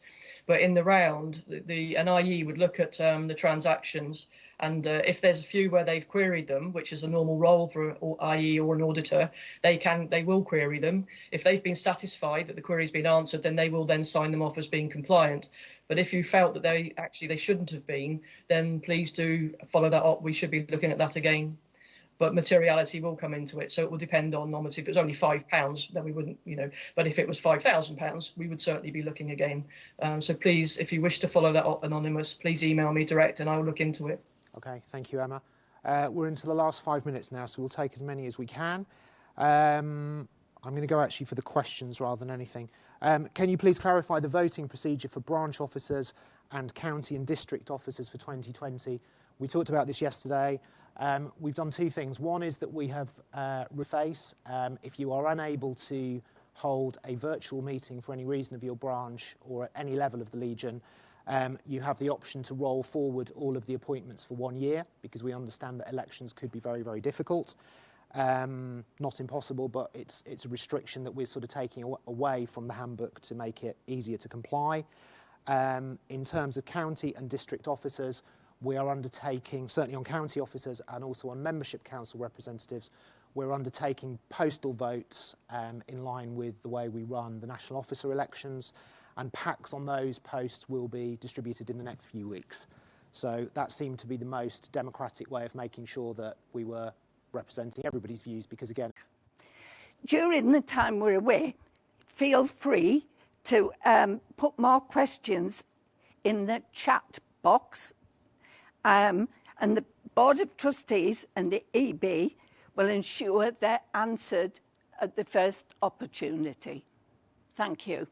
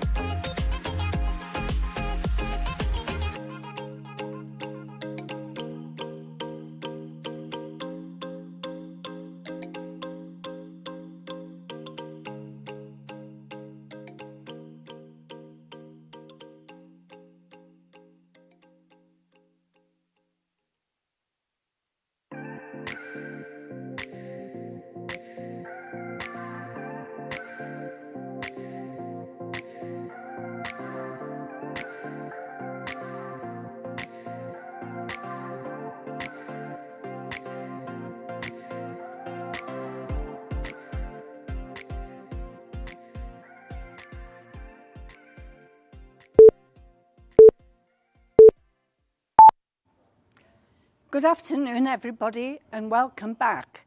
I hope you enjoyed your lunches as much as I enjoyed mine.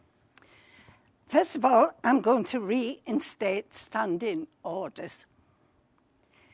We were cut off 5 minutes before the end of the last session, and I made an apology then, so I'm going to do it again, as you probably didn't hear it. I didn't want to upset anybody or treat anybody as a child. It's just that I feel so passionate about our membership organisation, and I'm sure, like you, on committees that work hard, from branches to county to membership council and the board of trustees. We're all so committed and passionate, and that's what made me say what I did. And I didn't mean to upset anybody at all. So now we're going to move on to the annual report and accounts. And this is a video from Daniel Oppenheimer, our Director of Finance. Thank you. This is Daniel Oppenheimer, Director of Finance and Commercial, and I'm presenting the annual accounts for the year ended 30th September 2019, which of course is long before the pandemic and the lockdown, and therefore the figures that appear in here are not affected in any way by the current situation. I'll start off with an overview of our financial position as a whole. So in that year, income increased by 7.8% to 175.9 million. Expenditure actually increased by a little bit more, by 10%, to 181.7 million, which meant that overall our net operating income, meaning whether we make a surplus or a deficit, was actually a deficit of 5.8 million, which is of course not something that one can continue to do year in, year out, except that our investments actually increased by more than that figure. They more than covered it. They increased by 13.4 million. So overall, we actually made a small surplus if you include investment income. So where did these changes in income and expenditure come from? I'll look at them in a little bit more detail. So if we compare income to last year, starting from the bottom of these columns, we see that donations, which is an accounting term meaning the things that we get from individuals, and in particular the Poppy Appeal, did go up a relatively small amount by 4 million, partly due to a very successful Poppy Appeal, and I'll talk about that more in a moment. The biggest increase was actually in a category called charitable income. This refers in this case to grants that we got from the government, such as for the Aged Veterans Fund or the Hearing Fund, and also to run remembrance events.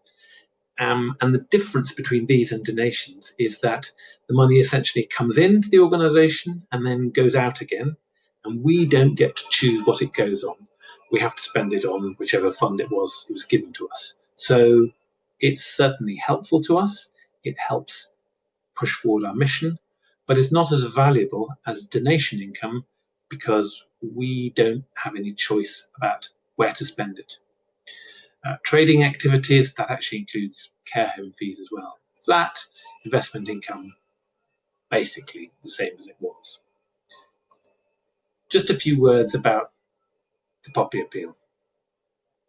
So I said that the Poppy Appeal figures were very strong. We already knew this last year, and we knew they would increase income in these 2019 accounts, and of course they did.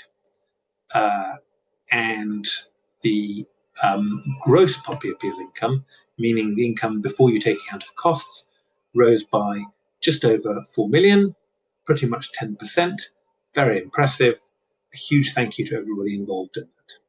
And in fact, because the costs of the Poppy Appeal are not actually the costs of running that year's Poppy Appeal, they're the costs of running the following year's Poppy Appeal, and we didn't expect to sell as many poppies, or indeed as much material generally. So we actually reduced how much we spent. That means that costs fell slightly, and the net figure for income, once you take account of costs, was even higher, 5 million. So that's tremendous. Charitable income also increased, as I've just explained.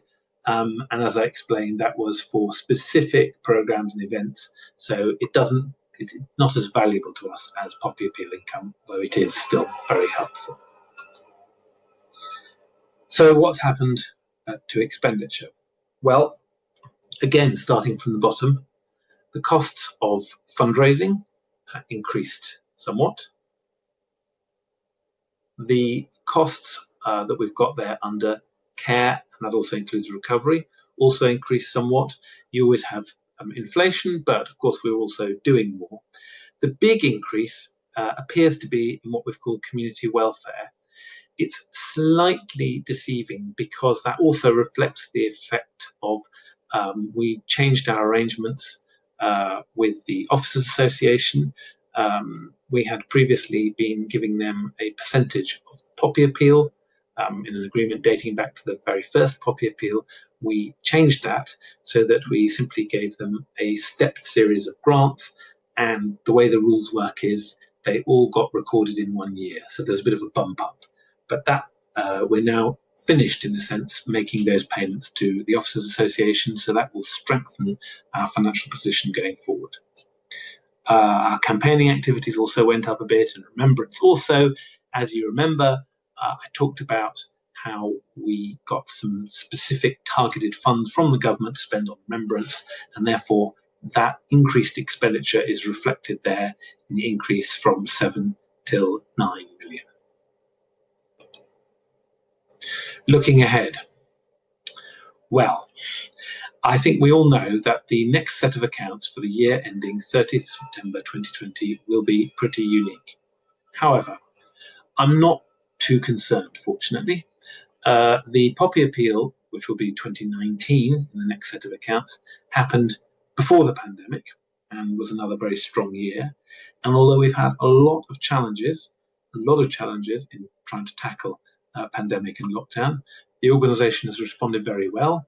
Staff have been great, members have been great, and we've remained reasonably financially resilient. What I think we'll see is that although income will come down a bit, it won't come down too badly, and expenditure will come down too. So overall, we should be in a good position. Thank you very much for listening. Thank you, Daniel.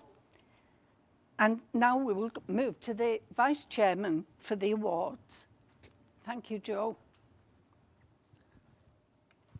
Thank you, Chairman. Good afternoon, conference. I'm Joe Falzon, the National Vice Chairman, and it is my great privilege to announce the winners and runners-up of this year's National Awards. Before I do that, I have a short announcement to make, and I wish to inform you that a change to financial processes caused significant challenges in accurately recording poppy appeal income to PAO districts this year. As such, there is still over £1 million that has not been allocated to PAO districts. The Cups and Awards Committee, therefore, felt it would be unfair to award the coveted Poppy Appeal Cup this year. Following on from what Daniel has just said, we are aware that the Poppy Appeal 2020 will be very different from previous years, making it difficult to commit to presenting the Cup next year. However, I would like to assure you that the Board of Trustees will ensure that a formula will be established to recognise the contribution of branches to the 2020 Poppy Appeal. I shall move on now to the Cups Awards. The first one is the Hake Cup, which is awarded to the large branch which during the year has shown the most progress and high standard of efficiency. The runners-up is Hadley and District Branch. In 2019, this branch increased membership by just over 7% and their contribution to the Poppy Appeal by an impressive 49%. These year-on-year increases and successes were achieved by the branch committees through a determination to increase public awareness, having a monthly pop-in centre, fundraising initiatives and remembrance events, which have now become part of the town's calendar. The winner is Ross-on-Wye and District Branch, and I would like to comment here that I noticed that they were very active in the membership forum earlier this morning, which is a reflection on the branch. Ross-on-Wye and District Branch has grown apace in all areas by increasing its membership, coupled with steady and healthy income for the Poppy Appeal. A huge amount of outreach and welfare support work, and taking the lead in all the local remembrance events. It was one of the first branches to sign up to the branch community support scheme. And before COVID, the branch was hosting a Veterans Weekend every month, generating comradeship, publicity, and important links with other like-minded organizations. We next move to the Lister Cup. This is awarded for the small branches, which during the year have shown the most progress and high standard of efficiency. The runner-up is Alderbury Branch.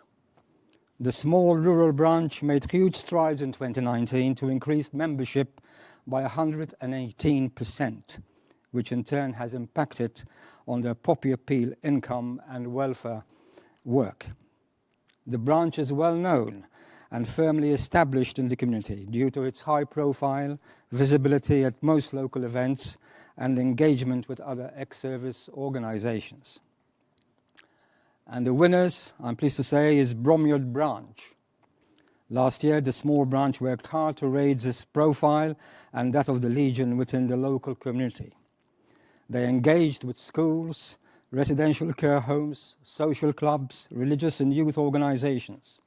It is fair to say that the branch is a tangible and reliable community asset, not least when it comes to remembrance activities. The various Poppy Appeal fundraising initiatives have generated year-on-year increases. It was 4.5% in 2019, a significant achievement for a small branch. We now move on to the Morris Cup, which is awarded to the county or district which during the year has made the most progress and is of a high standard of efficiency. The runners-up for this award is Suffolk County. Suffolk County has gone from strength to strength since adopting its 5 C's strategy, which is clarity, communications, cooperation, comradeship, and care. The committee has introduced new ideas to support failing branches, to make conferences and meetings more attractive, and to build up their county youth group and improve communications. The winners, once again, is Essex County. In 2019, with its 60-plus branches, Essex County continued to find new ways to increase net membership, and the Poppy Appeal increased by 15%. The County Welfare Fund now contributes 30% of welfare expenditure, as more and more branches sign up to the branch community support scheme. Essex County have been running their own Festival of Remembrance for over 9 years, and the committee is naturally proud to have won the Morris Cup for 5 consecutive years. It was my privilege to attend their annual conference earlier this year to see for myself their collective cohesion and sense of pride, duty, and commitment. We come closer to home now with the Churchill Shield, because this is awarded to a national branch which during the year has shown the most progress and efficiency. And it goes to, once again, the National Memorial Arboretum branch. Ever since its formation in 2010, the NMA branch has grown in membership, in fundraising, collaborative remembrance, and representational activities. It is at the forefront of all that is held and takes place here at the NMA, some of it in the presence of royalty and always under the microscope of the media in all its different forms. The branch is a beacon of success, efficiency and innovation. And I would like to take this opportunity to thank Tony, the chairman, and his members for looking us so well these last 2 days. The McRae Shield is awarded to the overseas branch, which during the year has shown the most progress and efficiency. And again, this is a branch which was quite active in the forum this morning, and the winner is Alicante branch. In 2019, Alicante branch increased its membership by a staggering 171%, from 24 to 65 members, and generated 76% increase for the Poppy Appeal. This transformation has now provided a solid base in terms of membership, community support, and ceremonial activity. Liaison and a close relationship with the local mayor has been the trick here, because that has enhanced the reputation of the branch and the Legion as a whole, and led to permission being granted for them to hold street collections and remembrance parades. The Downing Shield is awarded to a member in recognition of his or her commitment in support of Legion beneficiaries. And I am very pleased to announce that it has been awarded to Ronald Andrews from Lisburn branch. Ronnie has, over the last 25 years or so, demonstrated that he is an exceptional welfare worker for the Legion in Northern Ireland.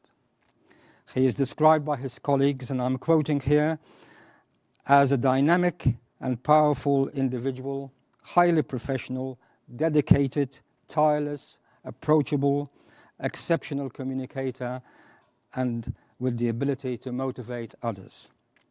This is a well-deserved award to an inspirational Legionnaire. Well done, Ronnie. I think I've come to my final one here with the Jellicoe Cup, which is awarded to a branch in recognition for their efforts to do with Legion services under the branch community support scheme. And the winner is Lowestoft branch, who throughout 2019 continued its excellent community support program, providing, amongst other initiatives, a drop-in service 3 days a week and regular visits by trained members to residents of three local residential care homes. The branch is a shining example of what can be achieved by a dedicated committee which is supported by its strong membership. I congratulate you. That is the end of the announcements, but before I hand over to the National Chairman to announce the winner of her personal award, I would like to congratulate all the branches, counties and individuals who were nominated, and all the winners and runners-up.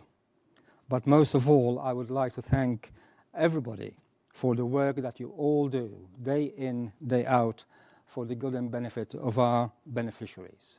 Well done, all. Thank you. National Chairman. Thank you, Joe. The Chairman's Award, as you see looking through the cups here, many of them have been given by past chairmen.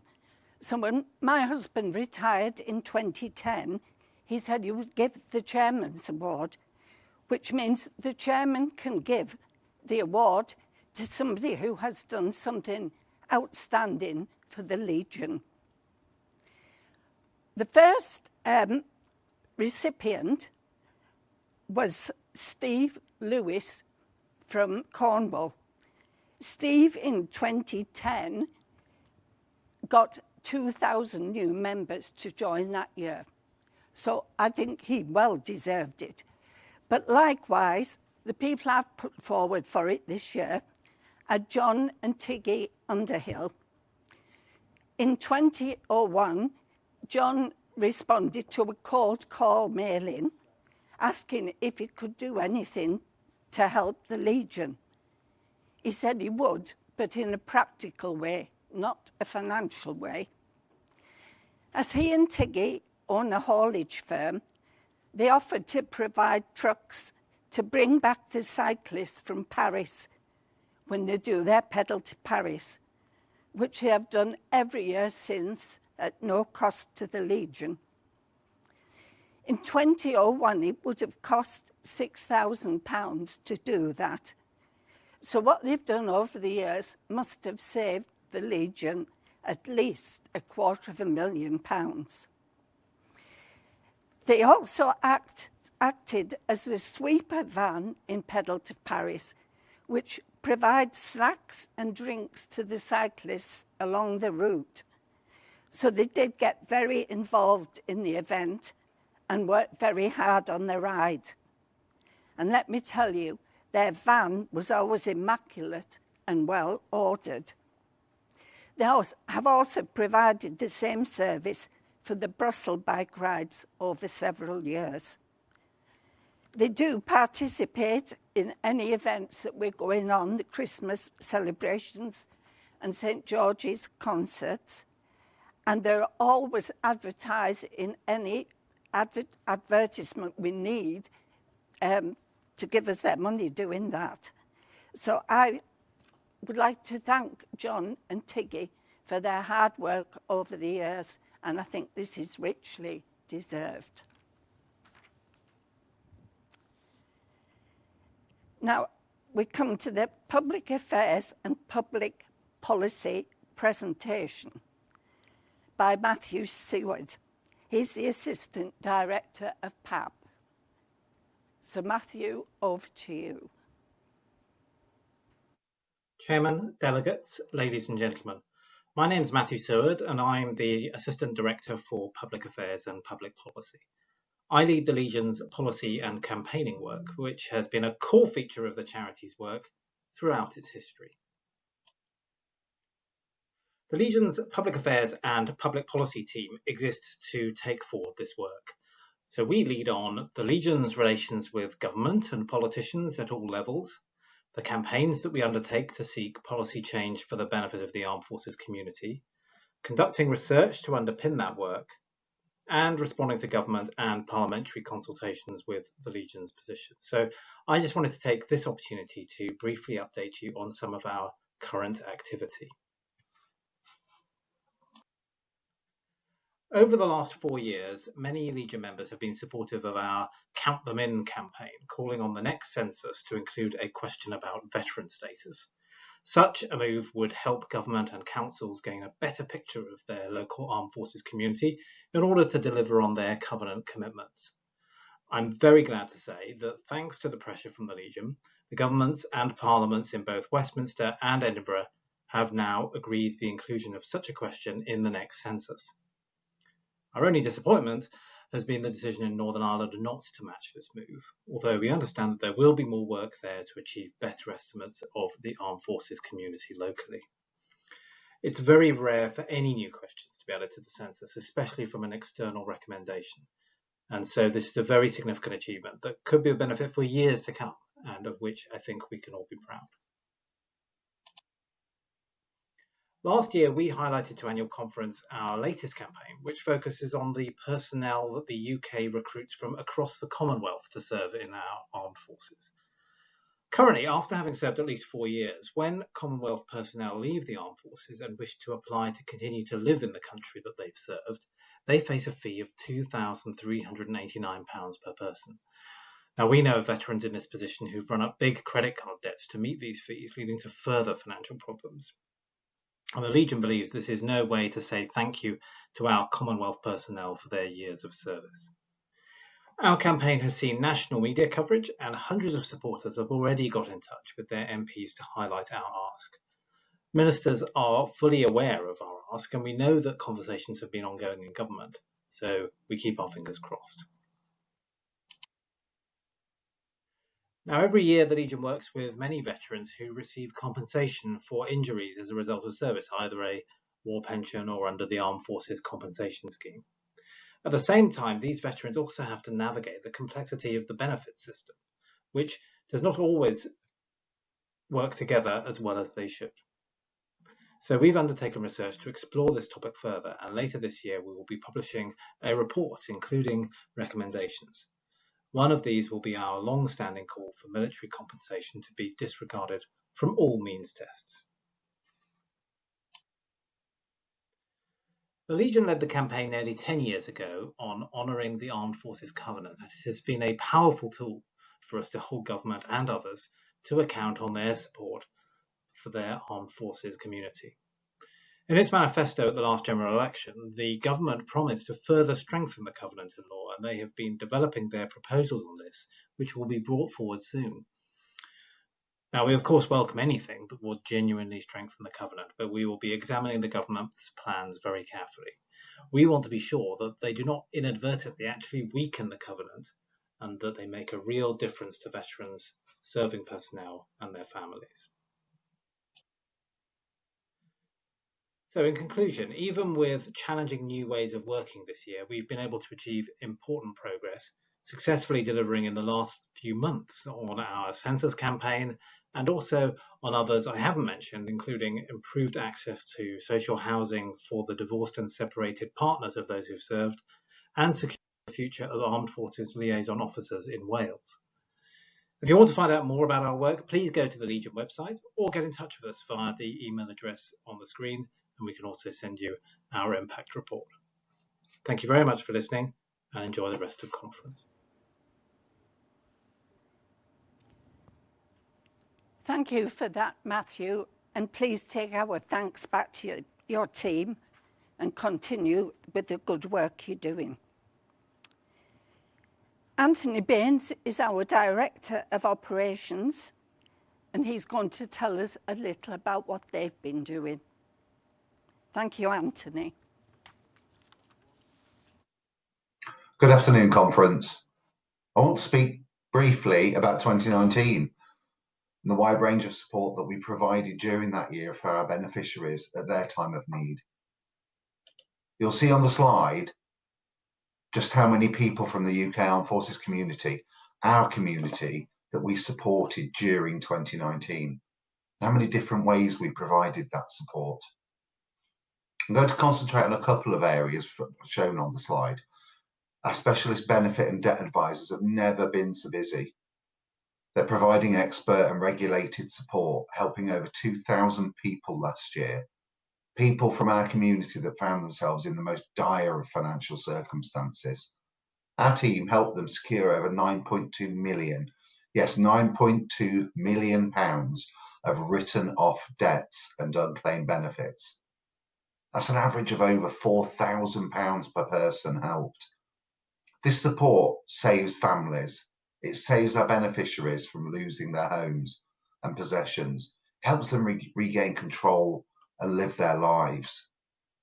Our outreach team helped over 1,000 beneficiaries that turned to us, the Legion, in the most desperate of circumstances, often homeless, facing mental health issues, substance or alcohol abusing, sometimes domestic violence, and very often family breakdowns. Helping these individuals at their lowest ebb, at their most challenging time, is a crucial part of the Legion's welfare support. Sadly, we are seeing an increase in this type of case year on year. Every area of support the Legion provides has a positive impact. Often that impact is life-changing. Now, I need to talk to you about COVID-19 and the impact the virus and lockdown had on the Legion's welfare services. In March, along with the rest of the UK and many countries across the globe, we went into a lockdown. These restrictions obviously had an impact on how we operated and supported our beneficiaries. Our priorities were to maintain services and keep our staff, our residents, beneficiaries, volunteers and members safe. Our Legion care homes went into a lockdown state. Staff shortages and supplies of PPE were a great challenge and our absolute priority. Our Admiral Nurse Service moved to telephone support, providing their essential advice, guidance and support at a really difficult and isolating time for people facing dementia. The feedback we've had from this is fantastic. Not travelling has given us additional capacity and allowed us to offer the service without any geographic boundaries. Our contact centres performed well with no disruption. All case working and specialist advice services moved swiftly to no home visiting at all, with support being provided remotely. A very successful move with very, very positive feedback from our beneficiaries. Unfortunately, the War Pensions and Armed Forces Compensation Tribunal service ceased because the tribunals were closed. These resumed again in July, I'm pleased to say, using remote working and technology. The 15 pop-in centres and area offices were closed and remain closed. Here are some numbers that every branch and every member should be immensely proud of. In April to June this year, an astonishing 19,199 calls were made to 7,271 beneficiaries by our branch community support branches using the telephone buddy service. That's 4 times pre-COVID level. That's a fantastic demonstration. That's the Legion at its best. We had to close the Battleback Centre in March and have just resumed limited courses in August. The Bravo 22 Arts Recovery Programme sadly cancelled the planned tour of Northern Ireland. What they did, however, though, is launch an online programme of art-based support for our beneficiaries on the 1st of April. This has proven very popular, and we've had some quite high-profile names join those online sessions. Invictus Games, the international games at The Hague, was postponed until May 2021. In spite of the restrictions imposed by our government and our obligation to keep everybody safe, I'm immensely proud, and I hope you are too, that we continue to provide essential support for our beneficiaries throughout these difficult and worrying times. I want to share one case as an example of the impact our services can have. A 22-year-old I'm going to call Jane. She grew up in Birmingham. She was raised by her grandparents, later served in the Royal Artillery for 4 years. She left the forces in October 2018, and she started to really struggle with her bipolar, one of the reasons she left the forces in the first place. She also started struggling with PTSD and was having anxiety issues. When leaving the forces, Jane wanted a job in security and was applying for jobs, but no success. She contemplated suicide several times and had previously tried to kill herself. When she came to us for help, Jane was earning about £200 a week as a dancer in a gentleman's club. She was paid cash in hand. She was put into uncompromising situations with her employers and with her landlords, who didn't ask for rent as long as payment was collected in other ways. Due to the nature of cash in hand work, she couldn't prove her income to any potential legitimate landlords. Every time we tried to set up a tenancy for her, she'd fail their stringent tests. Her confidence and self-esteem were at an all-time low. Her work and housing situation trapped her in a dark and unscrupulous world. For her safety, we placed her into hotel accommodation to remove her from the compromising situation she found herself in. Our next step was to work with the local authority, the local council, and secured a temporary supported accommodation. She had a secure home. We then worked with Jane and came to the conclusion that her current job was holding her back, and agreed that ending her employment was probably the best option for her. This meant that she could claim benefits and access temporary housing.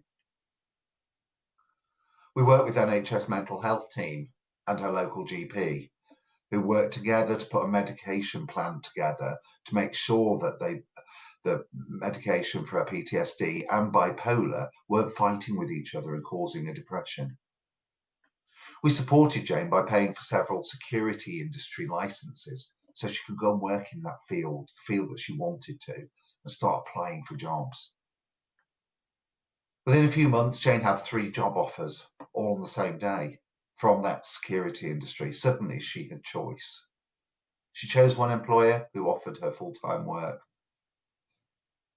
We provided advance rent payments and a deposit bond to get Jane into a private rented flat. It's the first time she's ever lived alone.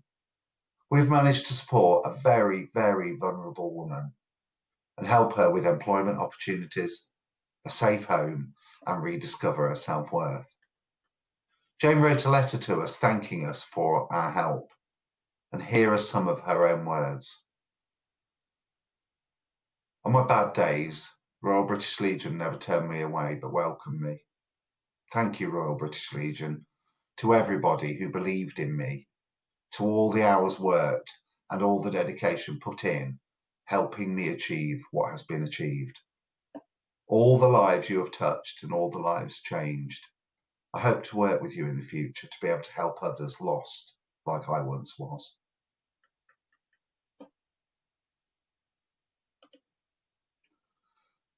So what's next? We face some challenges and opportunities. Rebuilding our care home business after months of lockdown and no new residents is a priority. It's left us with 30% of our beds empty and therefore 30% less income. Staff recruitment in the care industry is a massive challenge. There's a national shortage of nurses and care assistants. We need to work hard to make sure that our homes are properly staffed. Last year, we said we'd strengthen our caseworking as part of the strategy work. The pandemic slowed progress with that work, but we're now looking closely at how we meet the welfare needs of our community in 2021 and in the future. We already know that some of our processes and procedures don't provide a good customer experience for our beneficiaries. They're often slow, sometimes confusing, with many different teams getting involved, handed around. You, our members and branches, have told us that it's difficult and frustrating sometimes when you want to refer a beneficiary in need for help and support from the Legion. Our beneficiaries' needs have changed. They're complex, often with no obvious or easy solution. We need to make sure that our staff and volunteers are trained well and are experts in this field. We need to make sure that we use what we have learned from COVID-19 lockdown and different ways of working. We need to make sure we make the best use of our resources, our buildings, our finances, and our people.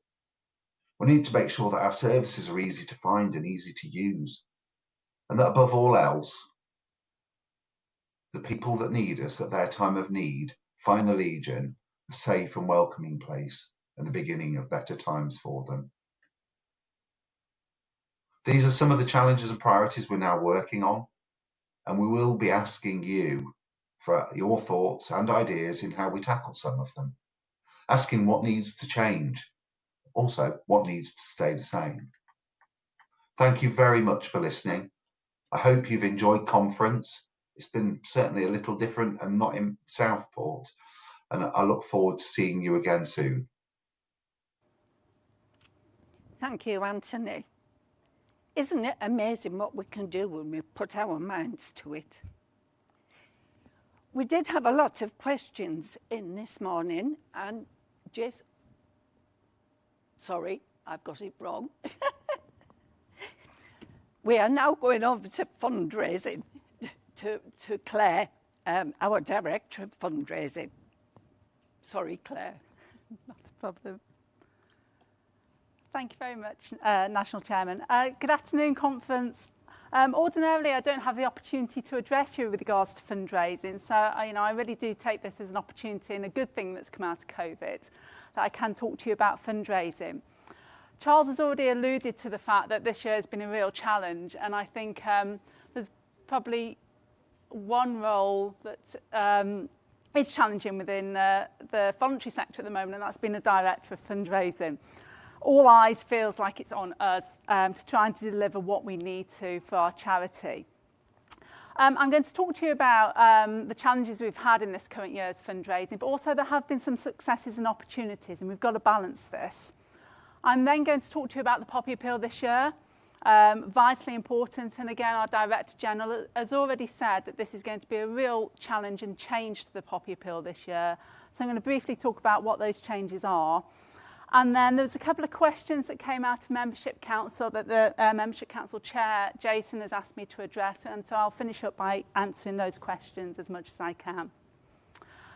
So the challenges this year, goodness me, I didn't really plan fundraising to go the way it's gone this year. It certainly wasn't in my objectives to be challenged with a pandemic. So we have had some areas where fundraising has absolutely just stopped. Community fundraising being one of them. Ordinarily, we raise at least 4 million into the Poppy Appeal from the months of March onwards through to the end of the financial year. And clearly, all that money has had to stop this year. That's money that ordinarily membership help us raise. And I know you'll be as frustrated as I that you haven't been able to undertake the activities in your local areas to raise money for the Poppy Appeal. Mass events has ceased as a sector. We are very fortunate that we have a really strong supporter base of our mass events, and I think the national president, as well as I, have been really disappointed that he couldn't take part in the Pedal to Paris, which would have been our 25th Pedal to Paris this year. But it'll be on next year, so I'm hoping that the national president will be leading the charge for our Pedal to Paris, as it ties in with our 100th birthday for the charity. But that income has stopped. Equally, special events, there have been no opportunities to don glitz and glamour, tuxedos and all cocktail dresses. And unfortunately, the income and the support we get from our marvellous high-value supporters has declined. We've got to work really hard to make sure that our mass eventers, our special eventers, those supporters that want to support the Royal British Legion, stay warm to us. So we have to keep engaged with them to ensure that we can continue to next year. Corporates, we know the economy is in a real difficult position, and our corporates have had to strive really hard to maintain their support to us. We have not been their priority, and I think we all understand that. So our corporate giving has been down this year, as anticipated it would be at the start of the pandemic. But again, we've been working really hard to ensure that our corporate partners don't forget about us and to maintain those relationships so they can continue the partnership in whichever way best suits them and us. Ooh. But we have had some successes, and Charles has spoken about the fact that as a charity we're in a relatively strong position this financial year because our fundraising has held true in some areas. Individual giving, which are the areas which cover our direct mailings, our campaigns, our Poppy lotteries and our raffles, has held quite true to our anticipated income. We didn't expect it to. At the beginning of the pandemic, we were really quite fearful that a lot of our supporters would stop their direct debits and that income would decline and the attrition of our supporters would be quite high. But our supporters really love the charity, and I think that's come true because our attrition rates have stabilised. We haven't had a mass drop in supporter activity that some charities have. So our campaigns have come really strong. We did a remarkable VE campaign at the beginning of May, which well exceeded our targets. We raised just over £750,000 on that campaign. Our COVID-19 response, when we went out to our supporters and explained the good work that membership and the welfare teams have been doing to support our beneficiaries during COVID-19, had a really good response and exceeded our targets again.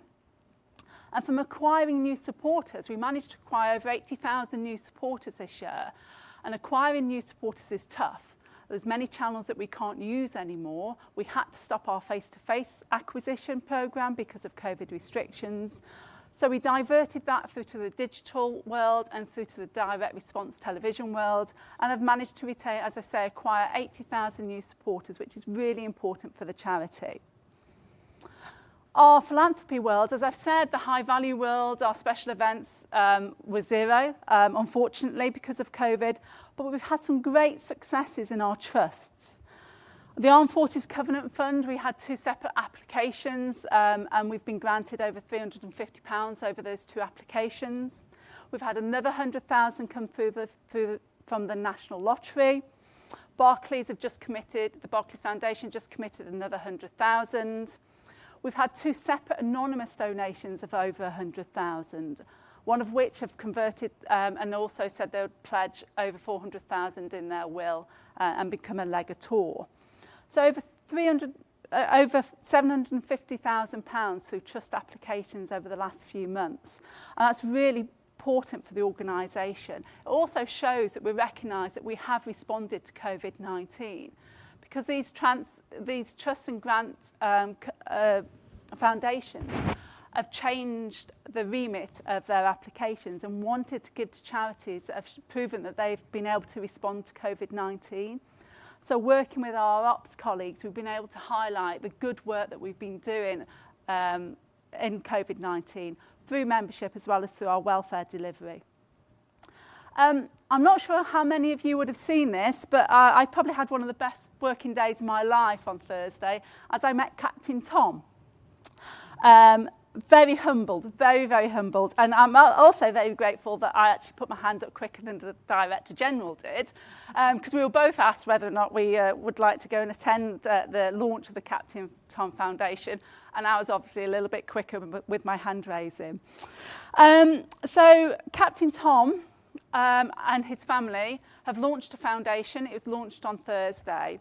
And we are one of 4 benefiting charities. There's us, there's Mind, and 2 local hospice charities. I need to be really clear, and actually Captain Tom and his family have expressed us to make sure that you know that this isn't the 40 million that Captain Tom inspiringly raised during the COVID lockdown. That's been spent. But what they recognise is that he's a beacon of light in a dark hour or dark months. And they want to amplify that beacon and utilise him as an inspirational character to raise more money. And alongside our partnership, we're hoping that we can be successful in that. One of the missions of the Captain Tom Foundation is hope, and offering hope in an hour of darkness. And as we know, the poppy is not only just a symbol of remembrance, but of remembrance and hope. So I think there's some lovely synergy there that we can pull on. But yes, it was an exceptionally good day. Our legacies have held true and are relatively static. Again, we were fearful that that would decline, but the relief in stamp duty will enable house prices to rise and also to sales to go through quicker, so our legacies are holding true. And the eagle eye amongst you will know that I put corporates on successes as well, because whilst there's been a decline in our corporate giving, we've done a lot of work with our corporates around the poppy appeal for this year. But equally, looking ahead, knowing that we have our 100th birthday next year, we've been working with corporates that are also celebrating their centenary and looking at new partnerships to be launched next year. So all in all, fundraising has held up as much as I think anybody could wish for. And I'm going to take the opportunity to say I'm exceptionally proud of my team to be able to deliver in such a challenging time. Goodness, poppy appeal this year. So no plan survives contact. And whatever I plan for seems to change every day as government issues more and more guidance. What is really clear this year, and the Director General has already spoken quite clear about this, is the poppy appeal is going to be very different. I have a duty to the Board of Trustees, I have a duty to our beneficiaries, that I plan for a poppy appeal which can happen regardless of any impending national lockdown or regional lockdown. And because of that, the most clear and obvious route to go down was to enhance our corporate support for the poppy appeal. We all need food, we all need to survive and get our groceries. So to enhance our support from our corporate partners, particularly the supermarkets, was obviously the route to go down. And then I'll come on to digital opportunities and then our wonderful collectors afterwards. Sainsbury's have really stepped up to the mark this year, and I'm exceptionally grateful for the support they're offering to us. Sainsbury's are essentially going to run the poppy appeal self-contained in their own stores. They're offering a point of sale opportunity, which means that anybody that shops in Sainsbury's, either physically in the store or online, will be able to donate contactlessly on top of their bill. This is a huge opportunity. The average donation of point of sale is over £5. And with the millions of customers that Sainsbury's have, we're hoping that this will help us to plug what could be a gap within the poppy appeal this year by doing things a little bit differently. The other supermarkets are all supporting us as usual and will allow collectors in store. They'll help with banking and cashing and banking, and have offered their support as much as they can. But Sainsbury's is a real standalone, which is very important. And we acknowledge that it could be a bit challenging because some of our collectors have always collected in Sainsbury's, but not this year. But what we will do is work with you to make sure that if you are able to collect, we'll make sure that you are in a safe environment and in another location apart from Sainsbury's. Other partnerships, particularly through the digital forum, PayPal, Amazon, have stepped up as well. PayPal have over 18 million users, and they're looking at marketing to their users to point all of their PayPal users onto our digital platform. Amazon, we're still working through with Amazon. They are, goodness me, they can certainly get your goods to your door within 12 hours, but replying to meeting requests has been a little bit longer. So while they're good at for their customer service, it's been hard to get through the door with Amazon. Meetings are still ongoing, but we're really close to securing their support this year. And their support will, if it comes off, be in the way that they are going to offer the poppy for sale for a fixed price donation. So when I, because I am a big Amazon customer, when I do my Amazon shopping during the poppy appeal, I can also get a poppy. But those, as I said, the partnership with Amazon is still ongoing, and as soon as we get the details, we will communicate out. From a digital opportunity, we're having a landing page on our website, and we need to push as many customers to that website. The website will have a number of options, ways you can support the poppy appeal, from our fundraising pack, through directing to the poppy shop. But also, importantly, there's a donate option, and there's going to be an opportunity for people to be able to obtain their own pack of poppies. Whilst it is vitally important that I bring in the income that the charity needs this year through the poppy appeal, equally as important is that we allow the population of our country to wear a poppy when they wish to and join us in active remembrance. So we have to enable people to be able to get poppies even if there is a national lockdown and we can no longer collect. So they will be able to do so by going online and obtaining a pack of 20 or so poppies, which will be sent directly to their home so they can distribute it within their own home and obviously donate at the same time. This isn't replacing our poppy appeal collectors. This is offering an option to the general public to ensure that they can take part in remembrance this year, as well as donate to the poppy appeal. Our collectors, goodness me. I've been accused actually recently of sort of spreading falsehoods at the beginning of lockdown about what our collectors can and cannot do. I do deny those claims. What I have done is given advice and direction of what we can allow our members, our collectors and our supporters to do in that current climate.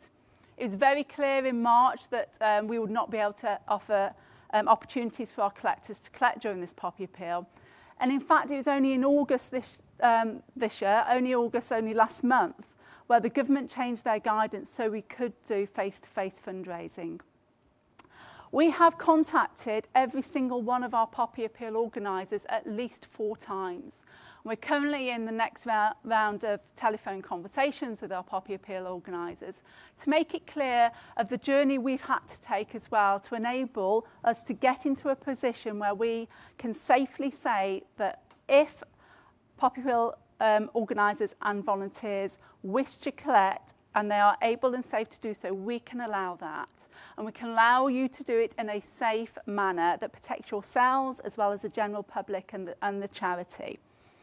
The community fundraising team are constantly talking to the Poppy Appeal organisers, updating with what we can and cannot do and how we can support our volunteers and collectors to collect this year. It is a huge logistical operation and the team are working exceptionally hard to get this right. Bear with us if we get it wrong occasionally. You know, no plan survives contact, and this is one plan which I don't think will survive contact this year. But we are doing everything we can to ensure that if we go into a national lockdown, the general public can still donate to us via our website. They can still donate to us via our corporate partners. They'll be able to get poppies through our corporate partners. And if absolutely possible, and I really hope that we're going to be in a position that we can allow our volunteers and collectors to stand in our supermarkets in a safe environment to offer the poppy and collect on our behalf. But it is going to be a challenging time. It is going to be changing. I will ensure that we engage and communicate with you all as often as we can. But please do bear in mind that this is a moving feast. And as I'm sure when we come out of this room today, the government could have changed their guidance again.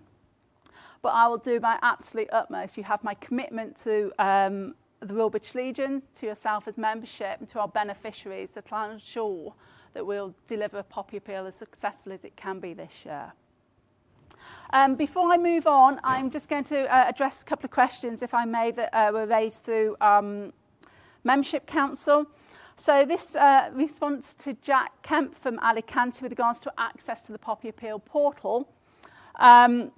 I don't know, is my answer, Jack. I shall find out. If we don't have access now, we'll make sure you have it for next year. And with regards to can we really truly be one Legion if our CFMs don't believe that membership have anything to do with fundraising? It's very disappointing when we are not harmonious in our working together. And I truly believe that as one Legion we can work together successfully, membership and staff. And I would challenge my team to have that same belief as well. So I can only apologise if it hasn't been as harmonious as it ought to be. But my direction is that we can work together and truly achieve some success. Thank you. Thank you, Claire, for that. Please take our thanks to your team because they have worked so hard over the last few months. And I'm sure as members, every one of us is behind what you're doing. So thank you. Thank you very much, National Chair. This morning we had lots of questions. Some were directed at Charles. He's going to answer them now. And then I think Jason's going to take some more. So I'm going to suspend standing orders and move to Charles, please. Una, thank you. Good. Assuming this is all good. So I've got a number of questions I'm going to go through at a fairly quick pace, assuming you've got me on camera. So the first question was around Bennett House. So we closed Bennett House at the same time as the other break centres closed. We retained the building to see if there are any other ways we could use that cost effectively, particularly in the light of COVID and the new ways of working that we've all been learning to live with. We honestly cannot see any way in which we would provide such residential accommodation in the future.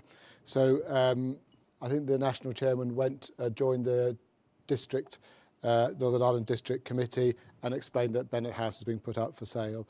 We really do understand that the conditions in Northern Ireland are different for the veteran community. They are specific, unique and very challenging, which is why we have the Northern Ireland Advisory Group. They are meeting later this month and we'll take their advice when we try to work out what are the best services that we can provide.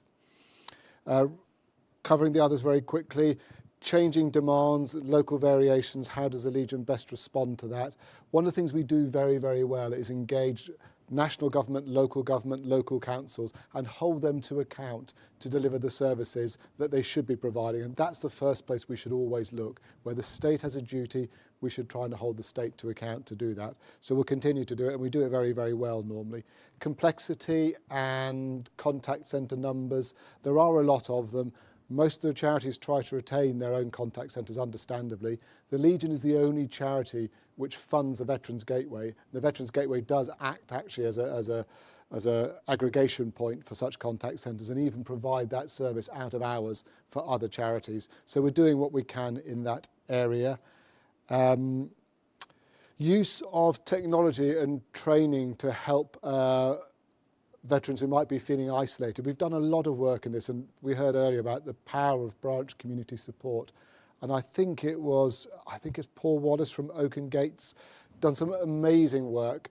What we found in practice is actually what works for those veterans who are most at risk of social isolation is a telephone buddy. We can put in iPads and laptops, and we do that by exception. There is an exceptional grants programme, but often those people need help in the same way my mum does, using an iPad. So actually what works best we have found is a telephone buddy system. So if anybody's interested, please step up for that. It's hugely powerful. There's a very quick question around LGBTQ. Are we straying into a political arena with our support for the serving personnel who from the LGBT community? And the answer is absolutely not. It's not a political position in our country. I've got to say I met some of the founding members of Fighting with Pride recently, and they are just such an impressive bunch of people. So heartfelt support for that community. And the final bit from me, just in terms of the Pop Appeal and the work that Claire and the team have done there, it's outstanding. They've spoken to, I think, to Pop Appeal organisers at least 4 times to explain everything that's going on. So all of these plans, these constantly changing plans, have been developed with our volunteers and those who help support us on the street. That's me done, I think. Over to you, Jason. Thank you very much, Charles, and thank you, Chairman. Very, very quickly from me as well. We had some more comments after the forums. These are just to clarify a couple of things. The election status continues to be that branches can roll over all appointments for up to a year unless it's easy to hold elections. That is different for county and membership council elections, which will be conducted by post. And as we said earlier, those packs will be going out in the next few weeks.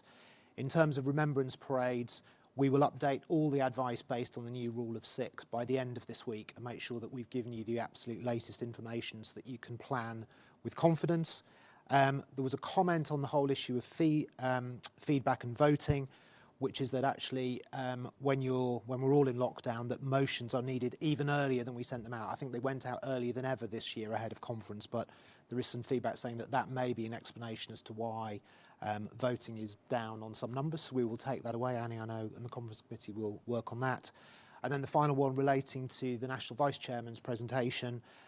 We've had a couple of requests to share the Suffolk County 5Cs programme in case other counties and branches and districts can learn from it. So I will ask John Boyson as the MC rep for Suffolk to do that in the next few days. That's it from me. Thank you very much, National Chairman. I'll reinstate standing orders. Thank you, Jason. Thank you, Charles. Over to you, Joe, I think, please. Thank you, National Chairman. Again, it's my duty to go through the vote of thanks. And we would like to thank the Right Reverend James Newcombe, National Chaplain of the Royal British Legion, the management and staff of the NMA, the chairman of the NMA branch and his members, the conference committee, the Director General and staff, and here I especially would like to thank the membership team who have had to change course and work tirelessly to deliver an online annual conference for the first time, which I hope you've enjoyed. And of course, last but not least, to thank you, delegates, for sticking with us for this whole day. Thank you very much indeed, Chairman. And my thanks for you all participating today in what has been a first in the Legion's history, a virtual conference. I look forward to seeing you all again in London for our centenary conference in 2021. I now close conference, looking forward though to a very good Legion year. Our beneficiaries need you, and I know you will not fail them. As Dame Vera said, we'll meet again. Keep well and thank you. I declare conference closed.